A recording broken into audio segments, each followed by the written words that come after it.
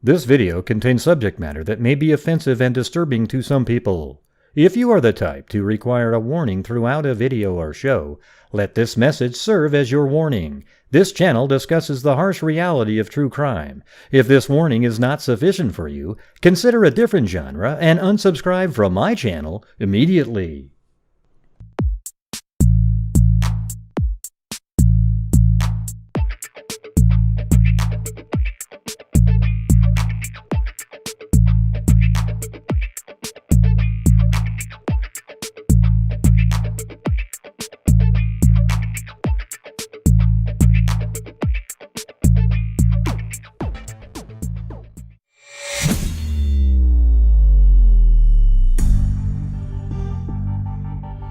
Yo! What the hell's going on, everybody? My mom called just at like the second I was about to hit the button. That was crazy. So she wanted to talk to my wife. So. Well, how's everybody doing? You know, it's amazing. Like, I'm a Portland Trailblazer fan, right? And thanks, CaliGal3. You guys see the goal up at the top of the screen there. And we're actually taking on 2 more DNA projects. I think we have 9 in the works right now, if you can believe that. 8 or, well, there's, let's see. I think 8 are active ones. I mean, that's pretty crazy, but we got these 2. I'll show you what those are about. And as you guys know, out of the income from the channel, I donate over 50% of the net revenue, which, when I say net revenue, everybody, the clowns out there, net revenue means when I merely take the taxes out that I'm going to owe later. Okay, nothing else. Thank you very much. All right, let's see. Also, yeah, we have the stream goal up there. So, like, it works pretty well on the day show with the trial and everybody seems like they're into it, so it'd be kind of cool on here if it was sort of the same thing. So what you got up in the upper right hand corner is the super freak, and right now she has 2,750 hit points. I'm not sure why she doesn't have 3. Maybe that's why. And as soon as somebody takes over her hit points, they become the super freak up there. And then you can see the stream goal on the upper left there. No, net revenue for some people mean after you pay salaries, you pay your electricity bills, all the expenses are taken out. That's not what I do at all. It's way more. So net revenue isn't net revenue. I call it something different. It's the pure, gross and net thing, just based off of what you give the. Never mind, you guys. Jesus, it's such a simple concept, really. Now, you could be somebody who went, ooh, yeah, net revenue. Let's see, I'll take out my electricity bill. I'll take out all these different bills for this. I'll do this. I'll do that. I'll do this and that and this and that. Boom, boom, boom. Oh, now I've got $100 left and I'll give away 50. I don't even have to give anything. I'm just telling you what I do. All right? We know, Danielle. I mean, there isn't a soul in here that doesn't know that. Try to listen to what I'm saying of what I do, not what other people do. Yeah, the Flipper Dude one is, that's still in the books. It's hair out there. Yeah. Get it? That's how you remember that, Danielle? Jeez. Gross is large amount. I remember because there are more letters in the gross. Come on, really? Jesus. Thanks, Paul Ayers.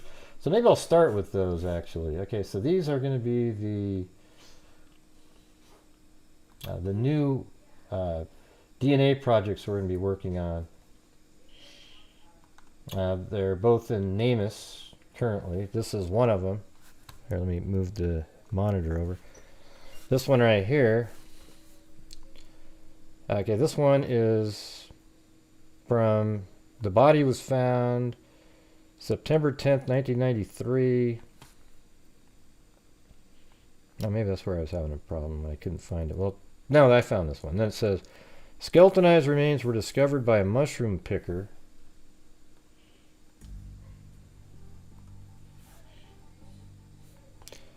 Let's see, mushroom picker in a wooded area just off the exit ramp from I-275 and in-course roads. Well, I guess we could take a look at where that is. Altoona Flipper dude, I'm hoping you solve. Van Buren Township. Let's see where that is. Chewbacca? Oh, I'll do Chewbacca if you want. Yeah, look at that. Is that I-275? Yeah, 275. And yeah, so she was found right over in this area. Interesting. Here, let me add that in here. Ah, screw it. I can look that up again. So it's right in this area here in Michigan.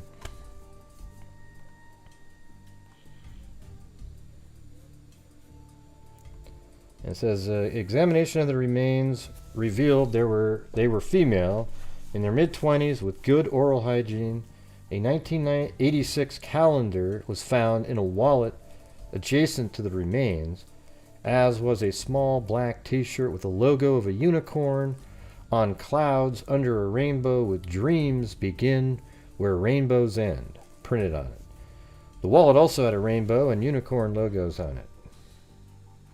The accessory is blue bifold wallet with pictures of clouds and unicorn, and the body is somebody between 20 and 35 years old. So it could be somebody who died in 1986 based on the calendar, but hard to really know. So that's one of them. Yeah, except, no, God, are you kidding me? Yeah. Okay, then let's see. I found an article in here. So it says Van Buren Township Police are trying to identify the remains of a body found in the woods near I-275 at the ramp to Encore Road Friday night. Investigators said they do not know yet. I think it was probably a trucker killed this person.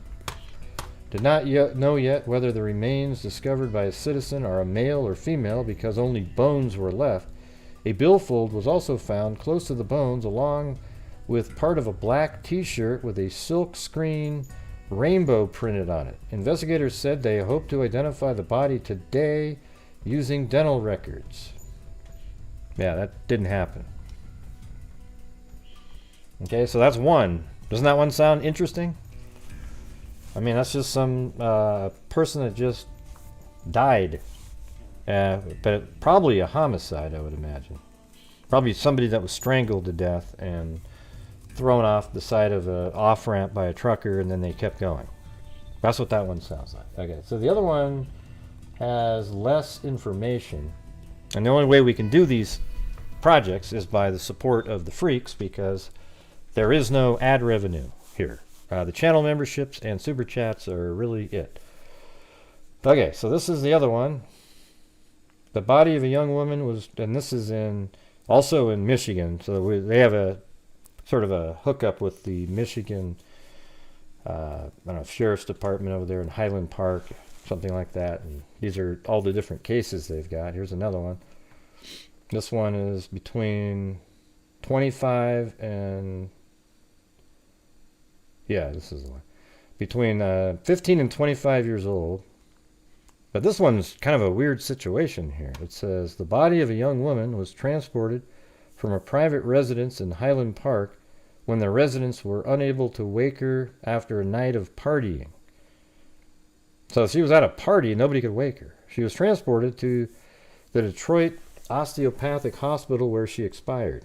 The only information the residents had is that she called herself Bill and she was a runaway from a youth home in Ohio and was picked up on 7 Mile in Detroit. So this is just some, she was in a youth home, escaped, and somehow, went to a party and nobody knew who she really was. It's a little bit like Daniel Armentrout, right? Kind of similar to that, where you have a case where somebody gets picked up by a hitchhiker and then all of a sudden they die, but the person didn't really know their name or much about them at all. So there you go. It could have been similar. I mean, when she was picked up on 7 Mile, what does that mean? So the people at the party said, oh yeah, we're just driving, we picked her up, she said her name was Bill, and she was here drinking and partying, and then she died. Kind of a weird story. So hopefully we can get her name back too. Alright, cool.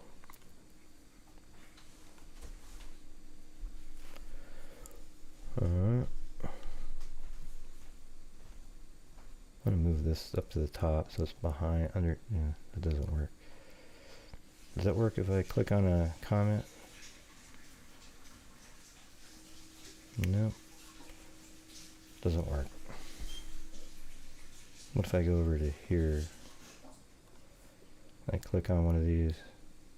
I guess I have to, hold on. Might take a second here.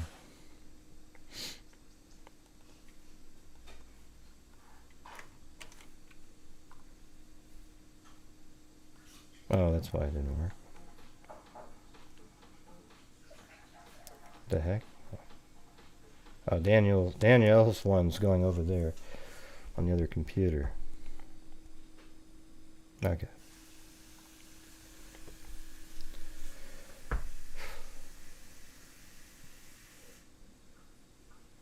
Who likes weird stories?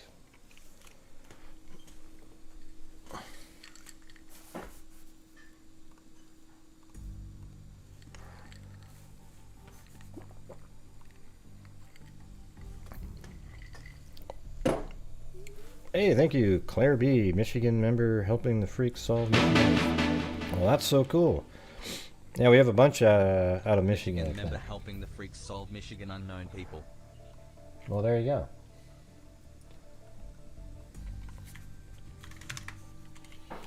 Yeah, we get two people's names back. I think one would probably be a homicide, and the other one, it's just an unknown person that died at a party, and a young person. Pretty strange.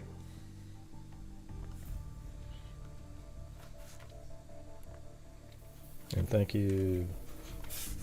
So that was Claire B. And then thank you up there to Paul Ayers, Jim Long, and also, oh, and Annie Later Hair Down D. Every time I hear that, I want to sing a song. And Cali Gal 3, pre-show.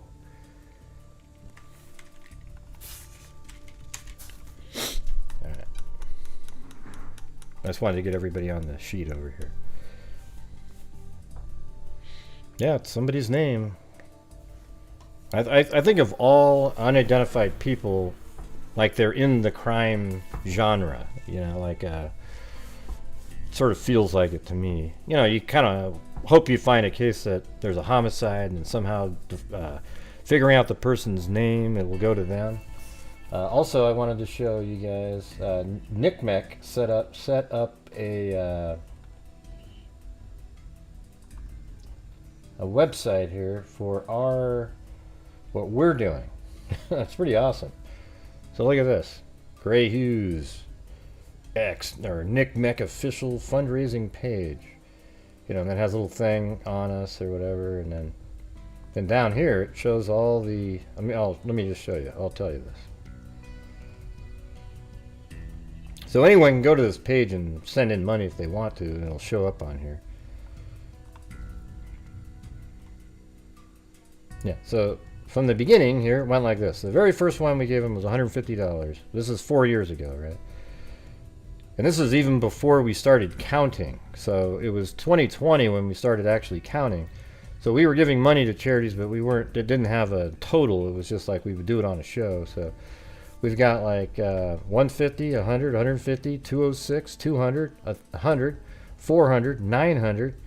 That's when we started getting serious, you know, like really trying to do something. 900, 500, 500, 750, 500, 500, 600, 500, 500, 500, 500, 500, 500, 250, 500, 500, 500, 500, 500, 500, 500, 165, 500, 500, 450, 500, 500, 500, 500, 489, 500, then 1,000, 558.50, 500, 500, 1,000, 500, 500, which came out to a total of 21,469 to just Nick Meck alone.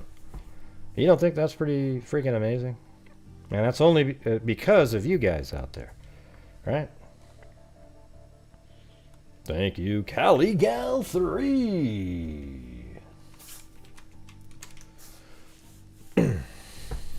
Yeah. So that's pretty cool that they put that together. I don't know what this page is. I think what they're saying is if I put this link somewhere, you guys could send in money from time to time yourself, and just keep building it up. But this, I think I like it the way it is, because this is what our channel has done. 21,469. I mean, that's crazy, right? And we've given Rain and Texas Equisearch a similar amount. I wish they had a similar page, but they don't. So I know it's disappointing to some social media types out there, but yeah. Yeah, so the thing is, if you don't have any money or anything like that, you don't need to type in that you don't have money. You just don't have to, you don't have to send in super chats. Basically, it's people who can't afford it. You don't need to send in anything. If you can, I don't want anybody not having food on the table or drinks or being able to pay bills or anything like that. I really just want people that can afford it and want to help support my channel and do what I do. It does help me too and all that, but I think we've pretty much proven that we really do a lot of good stuff. Thanks, John Dunn. Yeah, I mean, I don't sit around and go, oh, look at so-and-so's here, and they didn't send, I just do the show, and if you guys want to help, you can. If you don't, then you don't. Or you can't, you can't. It's not a big deal. But I appreciate every single one of you. Anyways, hit the like button. It's great having people, watch the show, and we're just going to keep on doing what we're doing, right?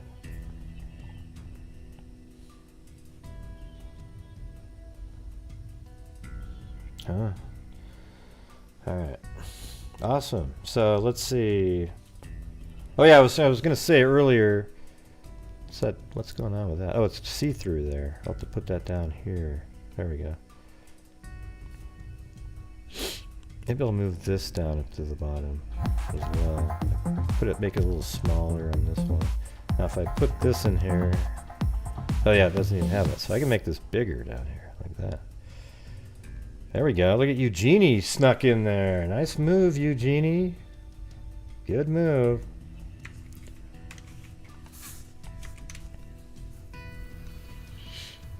Annabelle Stealth.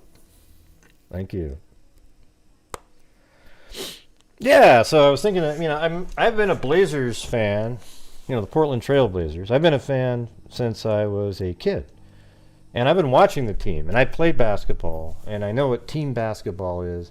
And when you watch certain players play, and you just kind of watch a style, I don't like the style of basketball where people just sort of, they get the ball, and all they do is just kind of keep working to get their own shot.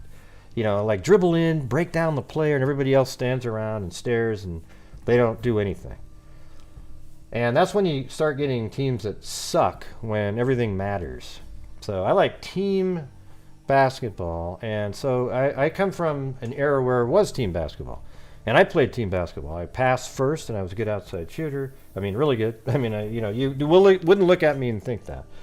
But I could make three-pointers, NBA distance with just absolute ease. So I think when I was 13, I made 65 out of 100 NBA three-pointers. And then one day I made 7 out of 10 half-court shots, which is crazy when I think back that I did that. 5 in a row one time. It was like, what the hell? And then, so I was a good shooter and shit, but I always passed first. Whenever I was dribbling down, I was always thinking, I'm going to pass this ball first. So I make moves, I got to move, and I see where everybody is, and then if something happens and they get out of the way, I'm going to go right and lay the ball in.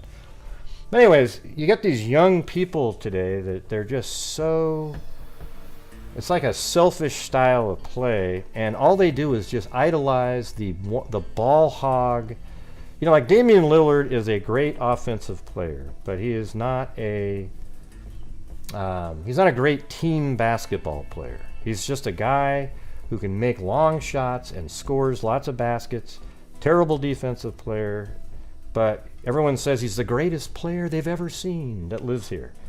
And it absolutely drives me nuts. And I'm telling you this because I spend time on social media, on other YouTube, just reading and watching, and you try to have a regular conversation and tell people what you think, and they just think you're some freaking alien out there. It's amazing.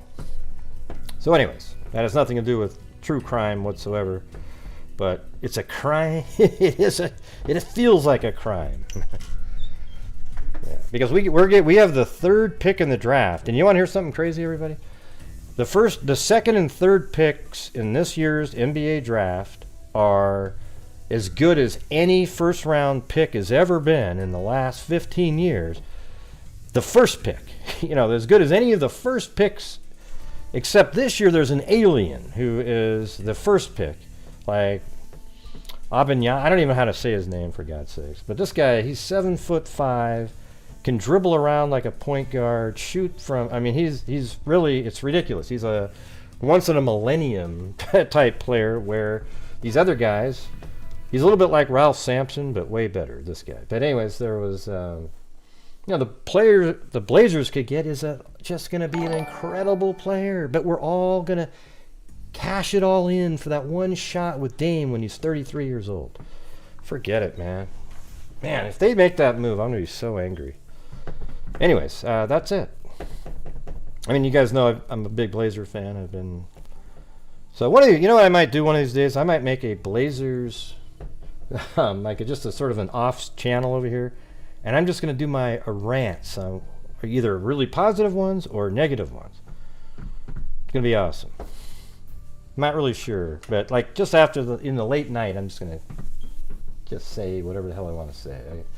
I get so frustrated with these talking head YouTubers that think they're so smart because they know how to do all the trades and trades exceptions and all this bullshit. And it's like, who gives a crap, dude? Let's get the team together. Yeah, let's see. Yeah, exactly. I hated when Roy was there. Everyone loves Brandon Roy, but he was an absolute ball-dominant, isolation, boring as all hell player to watch, in my opinion. All right, so here we go. What's the next one? Oh yeah, this is something that happened in,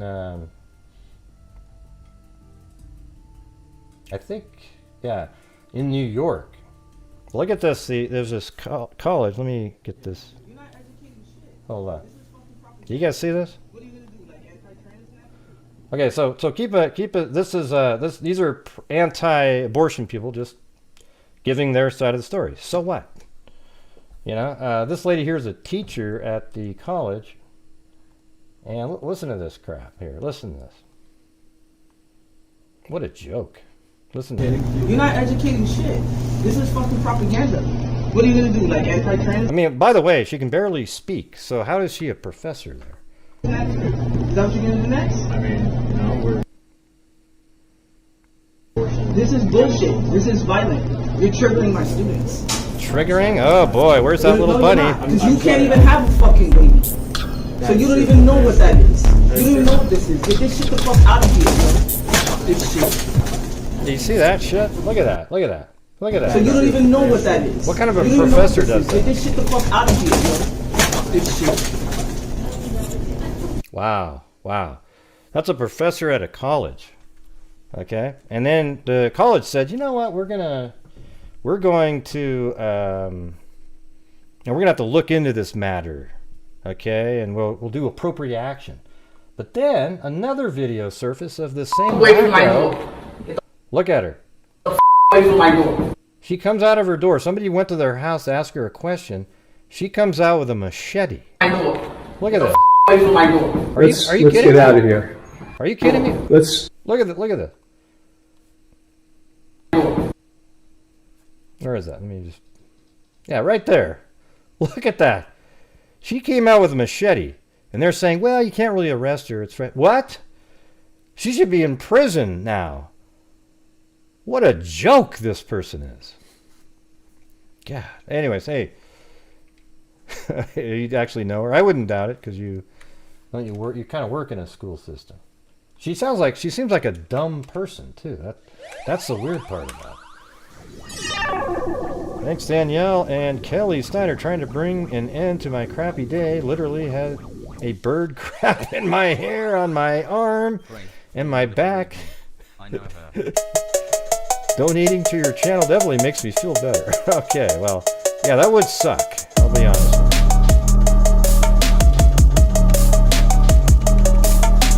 Crime dissector, figure nectar. I'm a certified email detector. Gonna get ya on a stretcher. You would try playing like an old projector. Crime nectar is my nectar.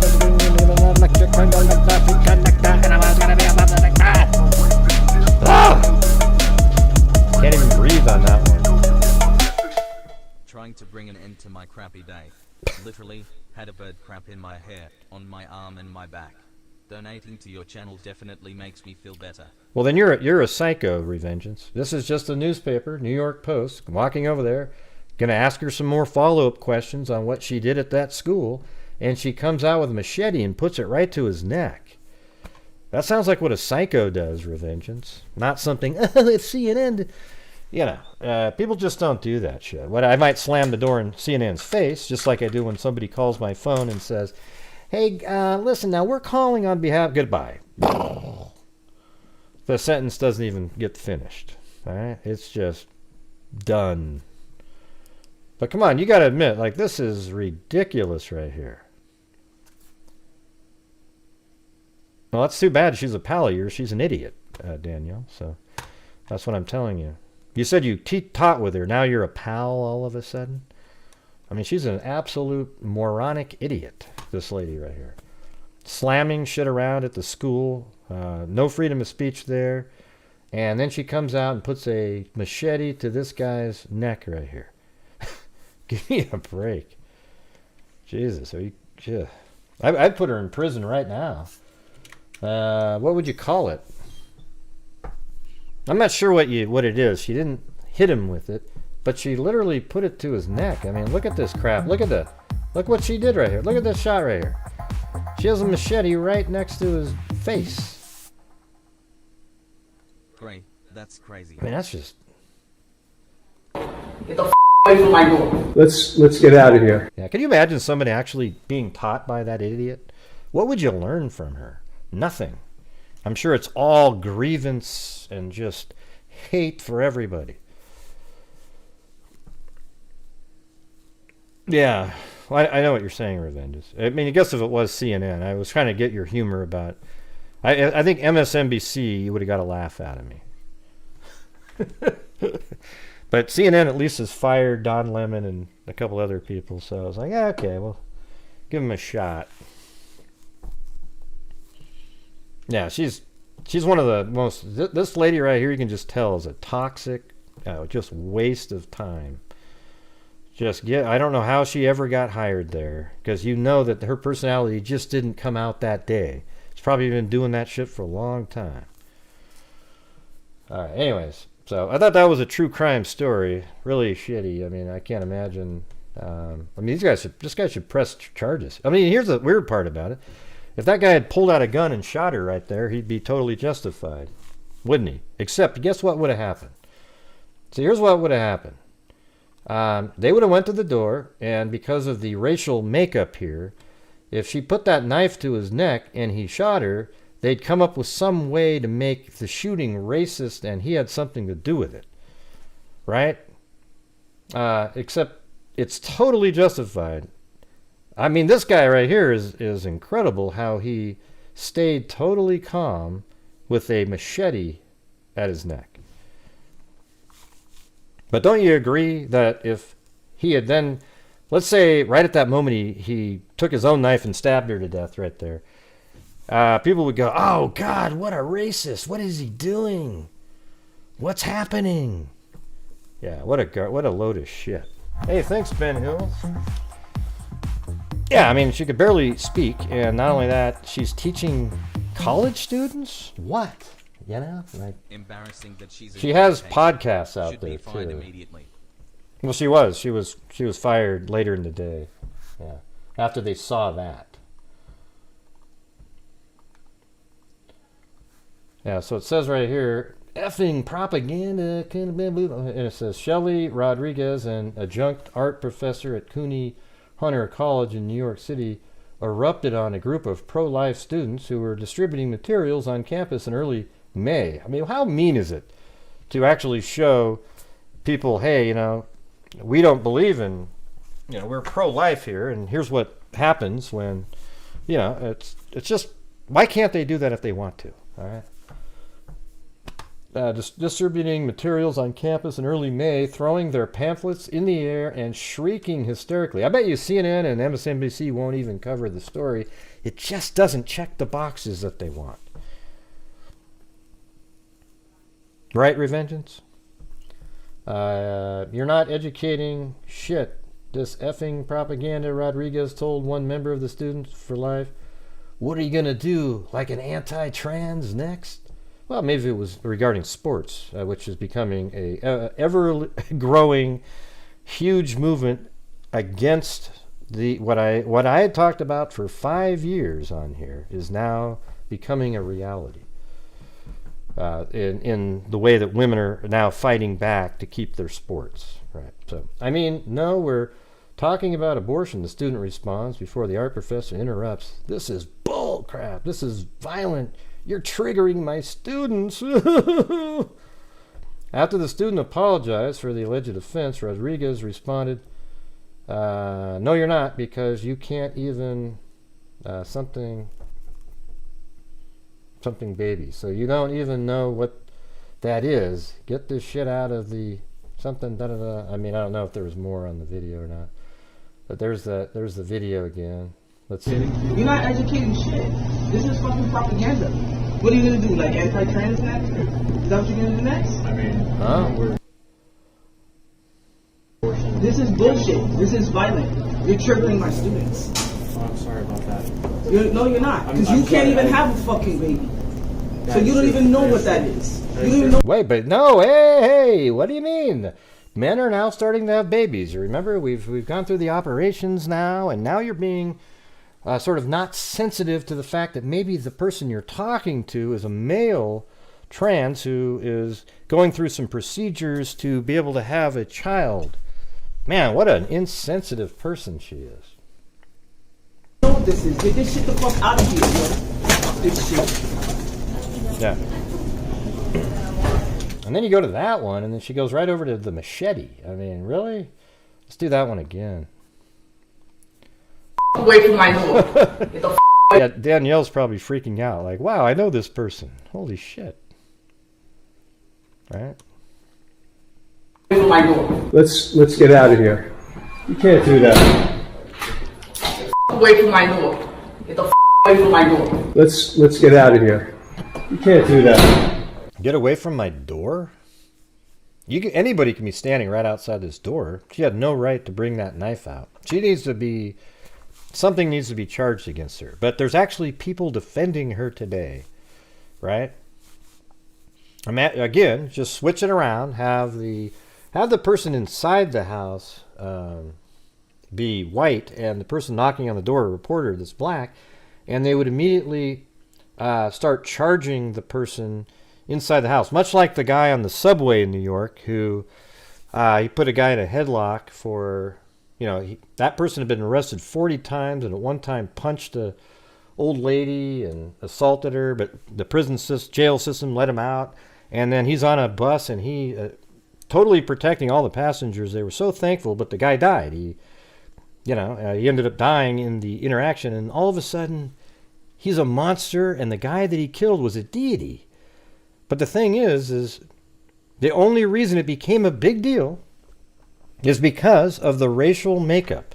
I've been telling you guys this for years.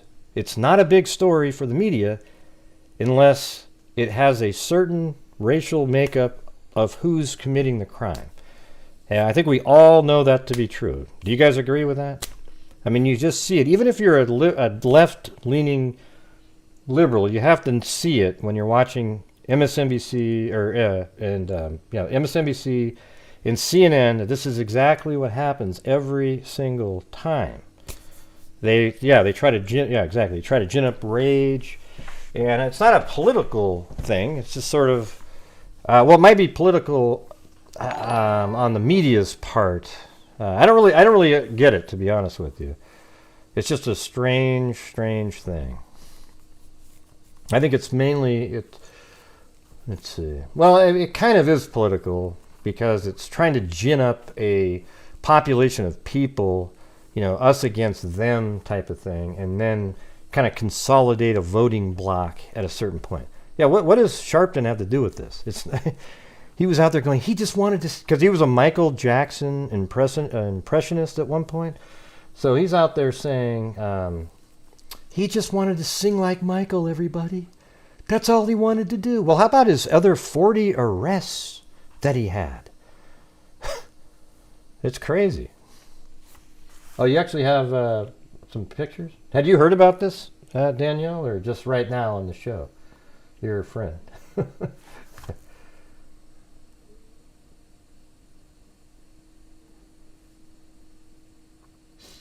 Hey, it's been great chatting with you too, Bama. Let's see. Apparently Danielle's sending me photos. Yeah, I guess these are ones from, are these pictures I guess you took these pictures. That's hilarious. She's probably a total phony, when you've interacted with her, because that's her real self, this crazy wacko. And what does she teach, by the way? Oh, you took the picture? That's hilarious. Well, hell, you should call in and tell us what you thought about this lady. Would you do it? Where is it?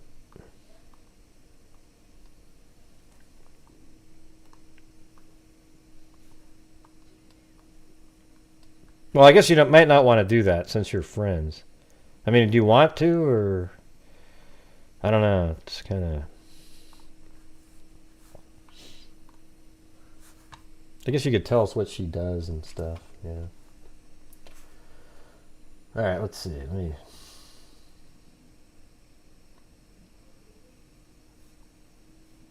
How come I didn't hear it though? Oh, there it is. Recording in progress. All right, let's do it.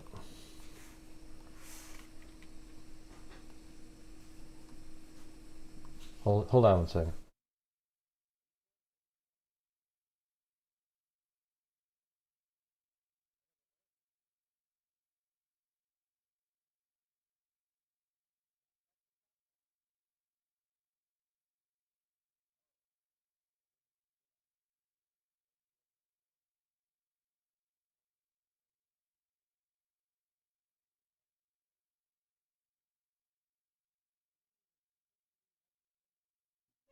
Oh, sorry. Okay, I'm back here. Let me get the number on the screen. My wife had to tell me something.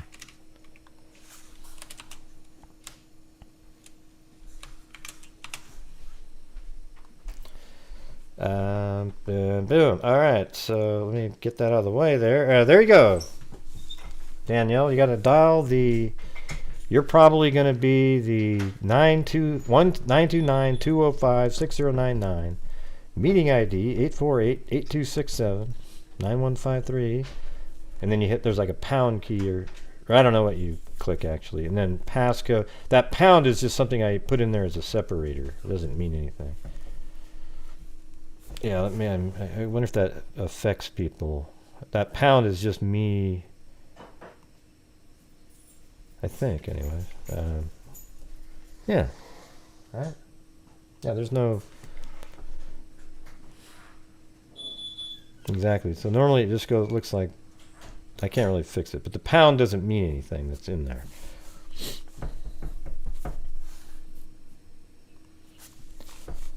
All right, we'll get Danielle on here, who actually knows this person. She took these pictures. We got more too. She sent a whole bunch more. Let's see. Yeah, I mean, she works in New York at a college, actually. Yeah, so those are the same ones there. Okay, yeah, you already sent those. I think that lady should be arrested, don't you guys? When is that okay to hold a machete to somebody's neck? When they didn't even threaten you, they merely knocked on your door.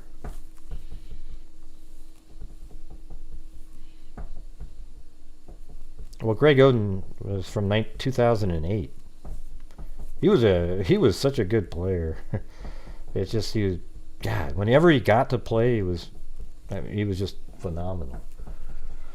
Anyways, are you gonna call in? Because if not, I gotta move on to something else.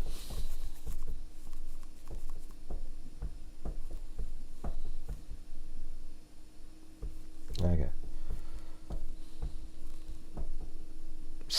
Come on, Scouting dude. Why would that be staged? I mean, it is kind of weird that she just comes right out and the guy didn't move or something. But what possible advantage would you get? Like, staging something is something where it's you get a benefit out of it. How does she benefit from this thing?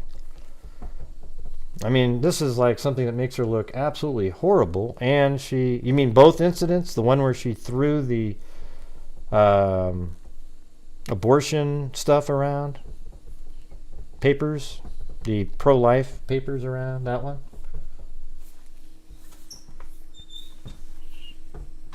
Oh, God. We got some conspiracy theorists in here. Oh, boy. Renee is always willing to jump on the next conspiracy that comes around. Oh, come on. I don't believe in any of that kind of stuff, Scout dude. Like, I don't do the, like these little things that people put fake stuff out there. Like, I mean, here's the thing. This isn't a narrative that would be faked to put out there. It would be the other way around. You know, what was it called? False flag operations, all that shit. Yeah, I don't believe in any of that stuff. What does a spirit box say? Let's see. At a hut. Stupid! People are stupid! Oh, they agreed with you! Yeah, I mean, I thought his reaction was a little weird. But maybe it was just so quick, he put it right up there.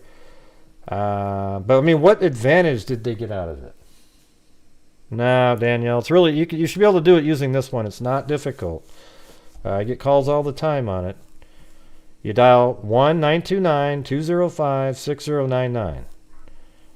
Then you type in the meeting ID, which is 848-8267-9153. Then you type in the passcode 965745. Okay, there isn't another way. I'll give you another 2 minutes, and then I'm going to move on to something else.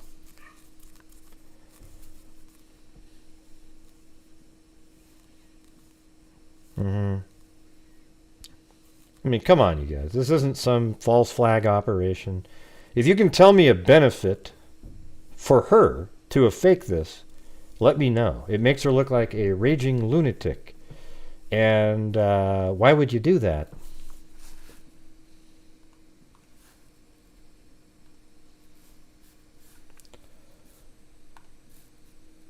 Away from my door. Get the away from my door. Let's get out of here. You can't do that. What is COVID, Brian? Away from my door. What does that mean? Get the away from my door. Let's get out of here. You can't do that. Away from my door. Get the away from my door. Let's get out of here. You can't do that. Away from my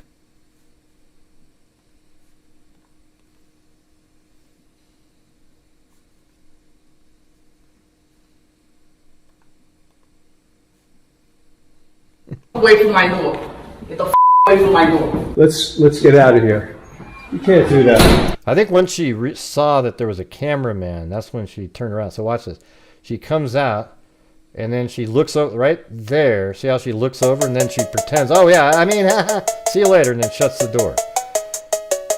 She knew she was toast at that point. Hey! Truth and consequences. Your DM and your email, the information you're seeking on the pallet was sent. You have the right to know who he is, as does anyone who interacts with him. It's time for all to come out. Hey, well, thank you. Great. Check your DM and your email. The Okay, there you information go. you're seeking on the pallid mask has been sent. You have a right to know who he is, as does anyone who interacts with him. It's time for it all to come out. Good day. Well, thank you, Truth and Consequences. You could have done that with the $5 one, though, but I appreciate the, appreciate the support there. I would have read it either way. Come on, Danielle, really easy. You just have to use your phone, Danielle. You just take your phone out and dial it like a regular number. You don't need to have Zoom on your phone. You don't have to have anything. What? You're not really thinking about doing a call forwarding thing. Oh man, I'm not doing that. I'm not doing that. You got to be able to figure this out. You get your phone. I'm not doing a conference through Julia. That's just it's such an easy thing to do. There's no reason. You just use your phone and dial numbers. You don't need an app or anything. You get it? I tell you what, I can email you the Zoom link, and well, if you did, it would have came in. It's not there, so you didn't do it right, Danielle. It doesn't not work for anybody. So what I'm going to do is I'll send you the Zoom link itself, right, in an email, and then you click on it. All right. All right. Let me. I'll just respond to one of your last email with the picture. Okay, so try that one. I know, but it's a phone call, Danielle. It's not a Zoom link. I'm sending you the Zoom link. You're not supposed to use Zoom. I'm not telling you to use Zoom, Danielle. Do you understand what I'm saying? I know, Danielle, listen to me. Listen to me. Just pay attention for just a second. You're not using Zoom when you use these numbers here. You just do the dial number on your phone. You dial the number, then the meeting ID and the passcode. There is no Zoom interaction. It's just a phone call with your audio like a regular telephone call, okay? That's what I'm trying to get to you. You don't use Zoom to do it. Now, the link I sent you, you do use Zoom. And there she is right there. Yeah. I don't know, man. I've never had a struggle. So let's see if this works.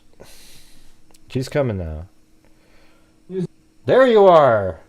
Just do the dial number on your phone. Hey, put the picture on there. I want to put your picture over. Nobody's seeing it, but put your picture on there. Oh, Zoom interaction. Here, I'll even do mine too. Here we go. Where's mine?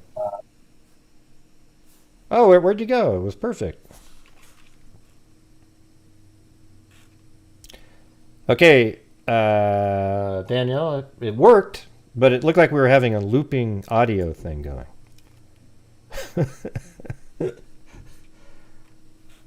Oh, yeah, I know. It's getting kind of... But she was there. I saw her. She was on there for a second.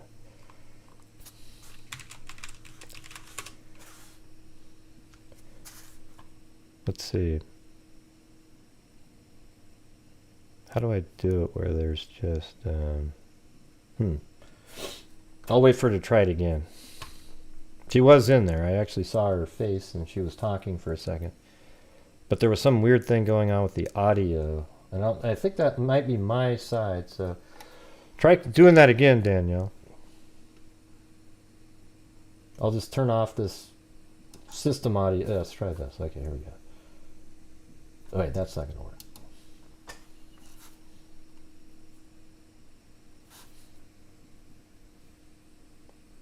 I think she's here. There you are. Wait, hold on. Hey, Gray, what's up? There, now I can hear you. Now I can hear you. Yeah. Hey, Gray, what's up? Hey, what's up with you? I'm not on the air, am I? No, they can't see you, but I can see you over there. At least I can see you now. Okay, got on the screen. No, I was calling with my cell phone, but it keeps saying meeting ID invalid. I know how to use Zoom. I use Zoom all the time through phone. Oh, really? and through the computer. So the meeting ID wasn't valid. I was just trying to get you to. You just used to dial like with the numbers. yeah, it said the meeting ID was invalid. Yeah. That's crazy. All right. Hold on 1 second. I'm gonna sit down. Yeah, you got to tell us about this. Oh, she's got a fake map background there. Oh yeah, yeah. I got a New York City subway map. Yeah. No, it's like that's freaking crazy. Like, yeah, that must be weird. yeah, that's really weird. It's a small world. This crazy shit only happens to me. Like stuff like this always happens to me. So how long do you actually work with her? And Yeah, like we used to teach together. Yeah, what can I say? And then she also worked at a museum in New York, a very famous museum, MoMA. So we would go on class trips. We were like in a museum partnership. Like I was the museum liaison. So she would like take us around, like give tours. Those are the pictures I sent you, like that I took. Was she pretty normal and nice and Yeah, stuff? yeah, she's really nice. Well, what does she teach? You know? Art, yeah. So that's an art teacher acting like that? That's just she's an art teacher, art professor, yeah. Well, seeing her act like that, what do you think about that? Like, what does it make you think happened? It's like she just had some weird meltdown and just... Yeah, maybe it's COVID. You know, a lot of people are going crazy, you know? Yeah, it could be. Because of COVID, yeah, she was always cool. She was always very nice. She is very liberal. She's like a very, very, very super, as you can see, very, very super liberal. Yeah, but this whole thing with the machete, though, that's a little over the top. Yeah, I'm shocked to see that. It's just like any person you know that you're like, okay, they're a nice person. And then, you know, you just see that. You're like... Yeah, I mean, the part about shoving the stuff, that was kind of crappy, too. The school didn't like that she was trying to shut up free speech. But then when you see this shot where she's puts a machete to somebody's neck, you start wondering if they're... Now they fired her. She doesn't... Yeah. So I'm really shocked. Like, we taught, like, you know, some art classes together. I would have her come to my classroom because I was teaching, you know, math and, like, writing. And she would do the art lessons. Like, she would push in with, like, art lessons. Oh, okay. Yeah, to, like, supplement whatever I was teaching. Like, you know, like, if I'm teaching, you know, about, let's say, like, the environment or, like, how to fight fires or something, then, like, she would, like, connect it with an art lesson. Huh. Yeah, that's crazy. So, but was it the same school? I guess I asked that, but was it the same one that you worked at right now, even? Or we're both in CUNY. Yeah, it just looks like she was in CUNY Hunter and MoMA, but I was also at a nonprofit when she was doing that. So we kind of partnered in both ways. You know, she's like pretty cool person. Like she's pretty nice. Yeah. You know, I'm actually really, really surprised to see this news. Well, I was watching your reaction, just going, "Holy crap, man, what's going on?"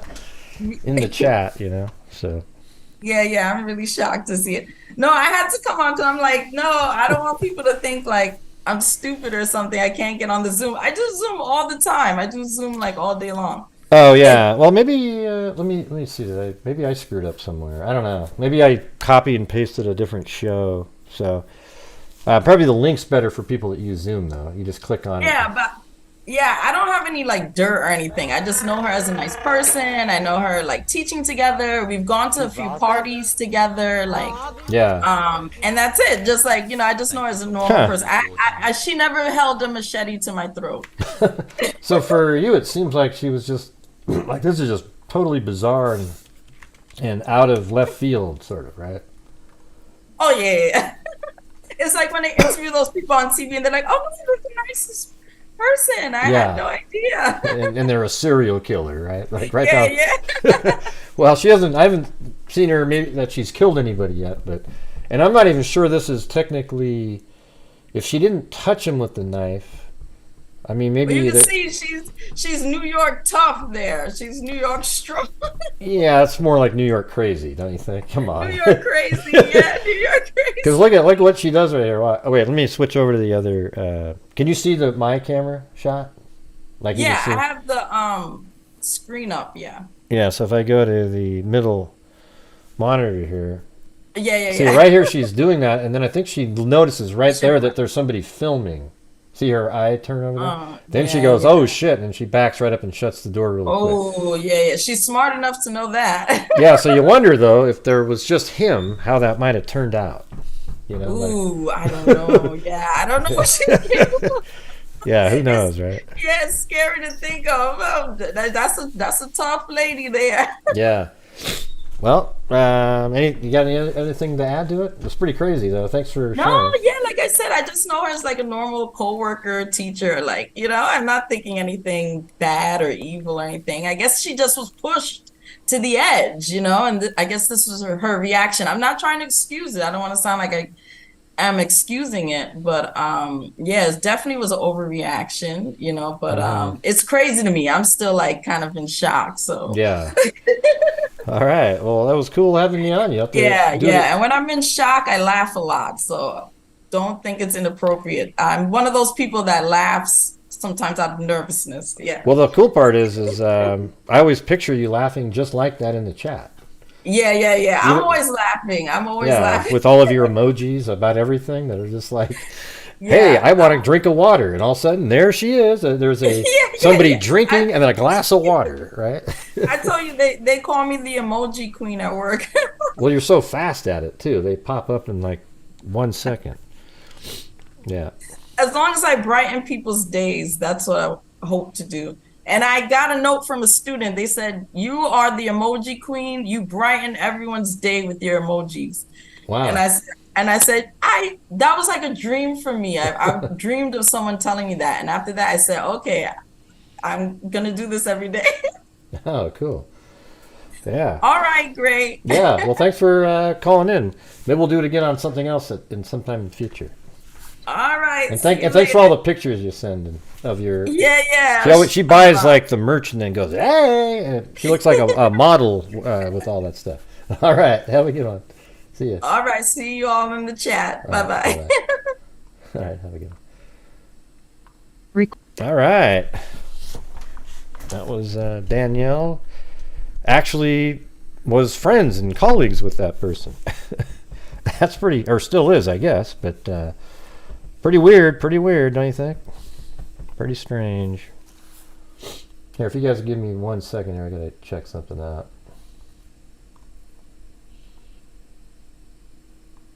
All right, somebody else. This is supposed to represent. Somebody sent me a picture that was sort of similar to that, but I don't think that's related.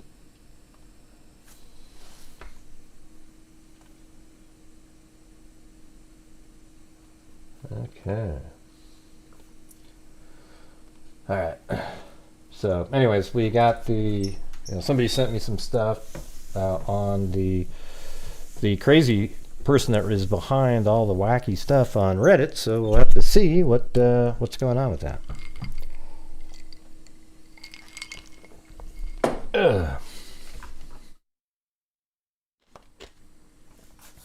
I'll check it out.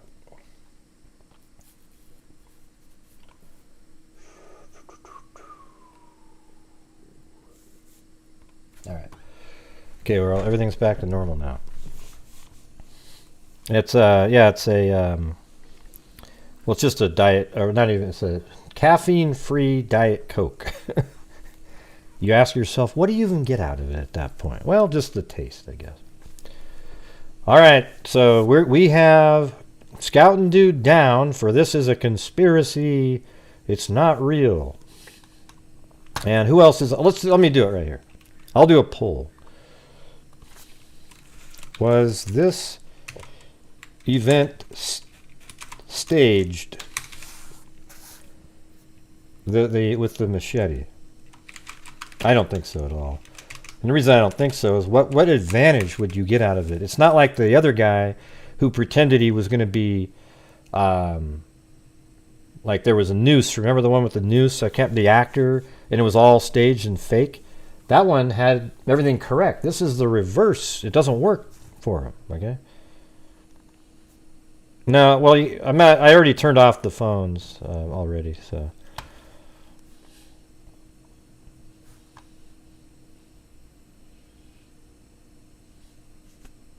Yeah, exactly, Danielle. It ruins her. So why would you do that? I mean, I see the same stuff. I mean, I was kind of like, wow, how did that guy be? How was he so calm right when she opened the door? But it seemed like she kind of had the knife down low and just put it up there really quick. But I don't know. It was weird. Seems like a first reaction on something like that would be to hit somebody's arm and move it away. But some people don't do stuff. They just sit there. Manipulated? So you think that I mean, what would they do?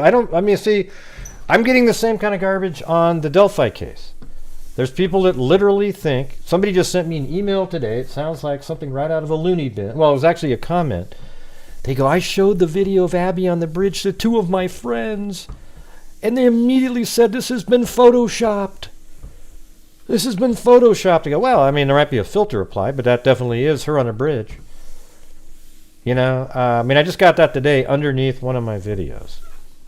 That 2 of my friends, I showed it to them, and they said, without even me saying anything, they said it was photoshopped.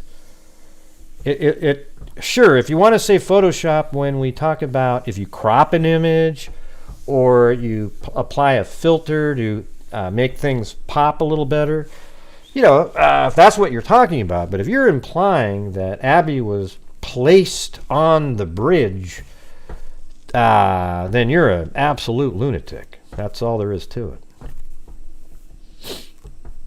Yeah, but even if she was harassing him all day, trying to get her to open the door, you can't come outside with a machete into the hallway. You know? Yeah, I mean, I could definitely see it something like that. I guess we'll find out the rest of the story in the future. But the college has already fired her, so it didn't really work for her. You know what I mean? You think she snapped? Yeah. And the thing at the school wasn't staged, right? When she started throwing around the literature from the students that were talking about pro-life, you don't think that was staged, do you? So if that wasn't, then you might then extrapolate that she was, maybe had a breakdown of some sort. Who the hell knows? Or maybe she's been hiding her true anger behind the scenes and it finally came out.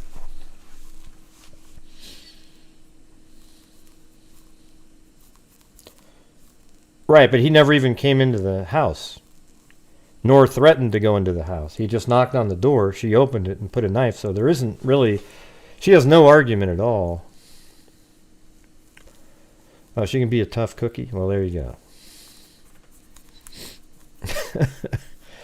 Are we, do you guys, we don't need to keep talking about this story. It was just something that was just, whoa.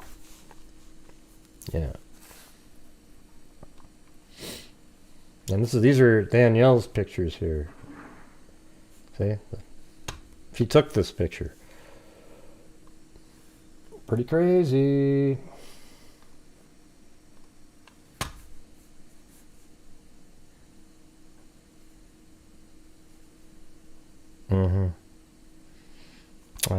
I don't want to meet her in a dark alley. Since when is it not wanting? Since when is it not wanting? What does that mean, Mona? That doesn't even make sense. I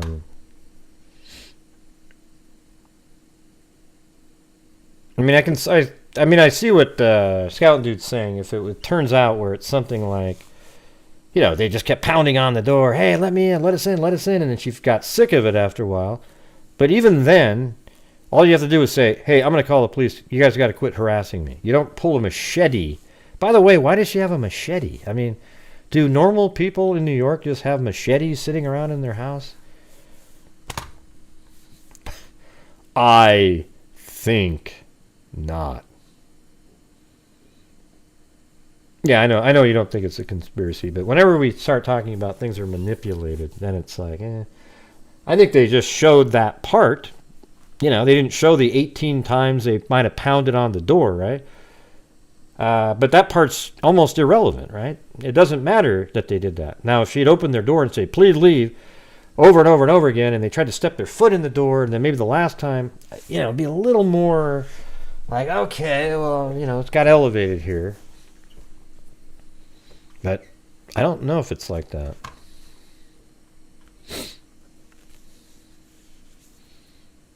I have... Right. Who? What?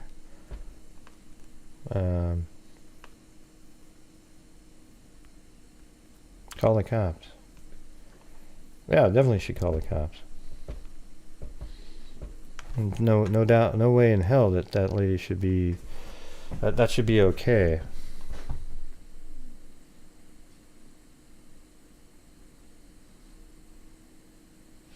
I mean, let me see if I can try the... I think Scout and Dude called here before. Let me try to do it. Let me see if I had the wrong number up here. Well, it's going to be different now anyways, but...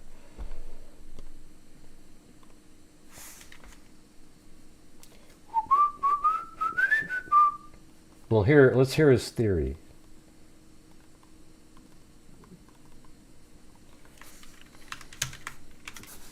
I wonder if I didn't paste that last time. Okay, get ready, Scouting Dude. Here we go. Just a second. All right, there you go. Try that right there. Let's hear it.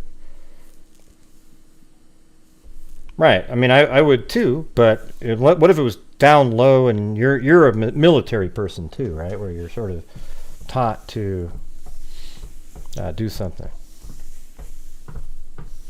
Hey, look at that. We're 89% of the goal. Thank you.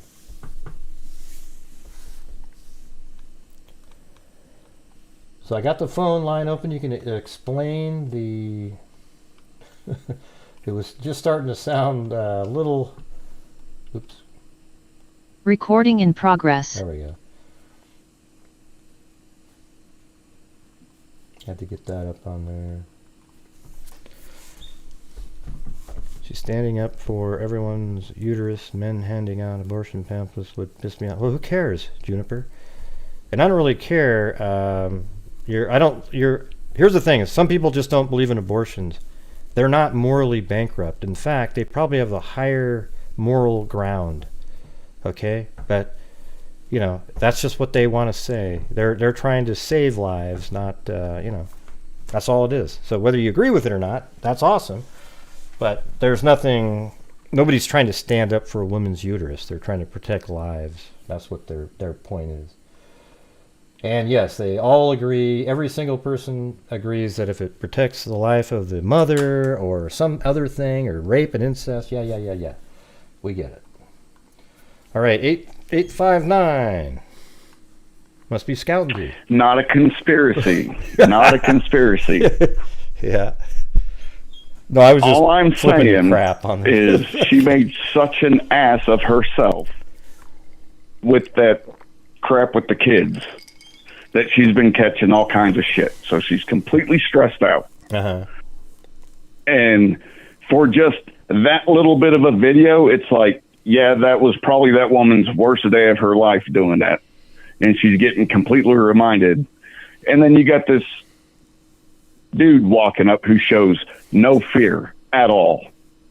So that to me tells me that he knows she's not going to do nothing. But even if a kid pops out of a door with a sharp knife, you're going to jump out of the way because you don't know what's going to go on. That guy, in my opinion, staged that interaction somehow. Well, how would he know that she's going to pull out a machete, though? Because clearly she's not thinking right. Well, I know, she could have said, I got this knife or whatever, and I'm going to come out and do something. And he'd be like, yeah, right, whatever. Yeah, but the thing is, usually when you stage something, there's a benefit. I mean, she would have to be in on it if it was staged, right? No, I think when she come out like, yeah, and then she's like acting all tough because the dude's not moving at all. Yeah, I mean, that is weird, but there are people that sees the camera. And, yeah, there are people that act like that. He probably put it so quick to his neck that he didn't want to move it.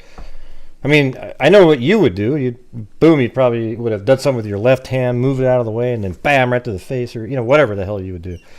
You use some of your jujitsu from the military or whatever, right? But I mean, you know. No, I know it's judo. Judo, yeah. You don't know if I got a knife. You don't know if I got a gun. Mm-hmm. Yeah, well, maybe it was so quick that he kind of just was like, oh, whoa, and he stayed still. He felt like he could get out of the way if she started to do something. I don't know. I just don't know what the benefit is. There's just something a little weird about that to me. That was all I was saying. Well, I agree with that part because my first thing was, wow, how did he stay so still like that? But I don't go immediately, oh, it's staged then. Because then I went like this. Well, if it's staged, she'd be part of it because that's the only way that would work. If she literally came out with a machete and was angry, how would he have the nerve to stand still like that? I mean, it would just be... It doesn't make sense. So she would have to be in on it. Okay, come out the door, hold the knife, and we'll film it. And it made her look like horrible. She got fired. Now, is there some larger goal that somehow, I guess it's... Oh, not for her. I think she was just trying to... She just got sick of all the hate or whatever. Yeah, no, I get it. Like, she was really angry. She comes out. So maybe her getting angry is what you're referring to when you say staged. But then... You're also sort of like, well, how come he didn't flinch? But if he just made her angry, she could have came out with a gun and started shooting, right? So how did he know that, okay, she's going to come right out with a machete and hold it to my neck? And I can stand really still and it'll look weird to people. I don't know, but I think because his little thing with the knife and all that, and then his little conversation, then it cuts off with the cameraman, it's just a little too weird. Yeah, I mean, there's probably more after that. I'd like to see that. I don't think his life flashed before his eyes. I don't think he's seen Jesus like I've seen Jesus. Yeah. Definitely didn't seem... Yeah, I know exactly what you're saying. But she did turn and see the cameraman and then back into her apartment. Do you see that? Right. Mm-hmm. Yes. Yeah. I think she's like, oh, fuck, again. Right, She handled it wrong, but I think he had a heavier hand in getting the outcome he was desiring for his channel. But what's weird about that, he wanted that. Okay, so you're saying whatever was going to come his way, he was going to be stoic and let it happen. Because, yes. Okay, because, man, I don't know. Even if I was planning on doing something like so the setup really is just let's egg her on until she gets so angry and she comes out and starts yelling again. Does something stupid. Yeah, and then she brings out a machete, but he still stayed still. I mean, which is weird because she could have immediately just pulled it across and cut his whole, So I don't know. It's weird. Because people won't want to be associated with this lady because of today's modern society on how everything's a knee-jerk reaction to everything. Mm-hmm. But... Well, I mean, the thing is, she may have been going through something in her life, and she just went off the rails. Yeah, well, maybe that's maybe it's something like that. Like if she's always been really nice, and everything's just this is so weird and out of character. But it looks like she's kind of like Danielle was saying, she's always been sort of tough and sort of. So I don't know. I just think that dude went there with ulterior motives. That could have been. We don't know if he was there for 30 minutes pounding on her door, and she maybe even came out a few other times. She may have even said, if you however keep doing she handled it, whatever, is not how you handle that. Right. She may have even said to him, if you guys keep doing this, I'm going to come out with I'm going to bring a weapon or something, and they just kept pounding, and then she comes out, and I don't know. We'll have to see. I'd just like to see the full video up to that point. Mm-hmm. And after, if there's any of it. Yeah, I guess. Well, maybe that'll come out at some point. Yeah, Cindy J always is the counter. The Republicans are staging against the Democrats, and the liberals are sneaking in there, and they're libertarians or whatever. I don't believe in that shit. So, and we landed on the moon. I just found that out by watching Dumb and Dumber. Learn something new every day. Oh yeah. No, I was just teasing you about conspiracy. It sounded like that's been photoshopped, the Abby's Earth image. Round. I don't believe in lizard people, and none of that Daybell shit that's not the LDS Mormon church I grew up in. Holy shit. How about this one? So you don't believe in the reptilians, but how about the Greys? You know, with the big almond-shaped eyes, the smaller body. I don't believe in any of it. No, I don't think that when everybody dies, you're going to get to heaven and they're going to be like, well, nope, you're kind of going to hell. And you're sitting there going, what the fuck? I did everything I was supposed to do. I went to church. I paid my tithing. I did this. I did that. I did this and I did that. My religion's a true religion. And St. Peter sits there and goes, no, the Episcopalians, but they got it. But they got it. out. And Episcopalians here. Yeah, but guess what? Who is down there? Dahmer and Ed Kemper. Yes. All right. Because they were reading the Bible right at the I'll end. be with them. I'll be with them. I don't believe in that second chance bullshit about if you repent or you accept Christ, everything's forgiven. Some shit cannot be forgiven. That's what I was saying on the show the other day. I don't want to be in. I wouldn't want a God who would forgive somebody like Dahmer or purely for them saying, "I've now accepted Jesus into my heart." Oh, yay! Hey, okay. Who cares that you had sex with all those heads and cut off all those? Who cares about that? You're great now. You're gonna get to hang out with all those really cool people. Yeah, I just don't believe in that stuff. So. No, I believe that. I think every religion has a little bit of truth to it. Just like as you're going through life and people that you meet, you can work with somebody that you really, really despise. Mm-hmm. Like my father, for example. That dude was the greatest worst person I've ever met in my life. Because he taught me everything I ever wanted to know about being a good dad by doing the exact opposite of what that dude did. Well, there you go. But I took that stuff, and then you meet one of my buddy's dads, who's cool. My buddy wrecked 4 or 5 of his dad's vehicles on their ranch, and every time it'd be the same answer: "Are you okay?" "Yes." "We will handle it in the morning." And he chose this real chill path on doing everything. Mm-hmm. And I really like that. You take the stuff along. I think some religions have taken stuff from other ones, put what they liked in their tool bag, and threw stuff out that they didn't like. Mm-hmm. I think religion should just sort of be a personal thing, like a belief in something else. It's like this, it feels like there's got to be something else, because we have the ability to think, and we're all different, and even twins are different than each other. They look the same, so everybody's different. So it kind of makes you think that there's something else out there, right? Maybe we're all experiencing things for something larger, but just the whole. Which one of the religions is correct, right? They all think they got it, man. They nailed it. They've got it all figured out. I think everybody's going to be disappointed when they die. Well, here's what I might be like when you die, when you get a colonoscopy. Have you ever had a colonoscopy yet? No, I had the worst one. I think it's exactly the same. When you get a colonoscopy, they give you propofol, and you just go like this. So the whole situation sounds like this. Okay, we're about to begin. We're done.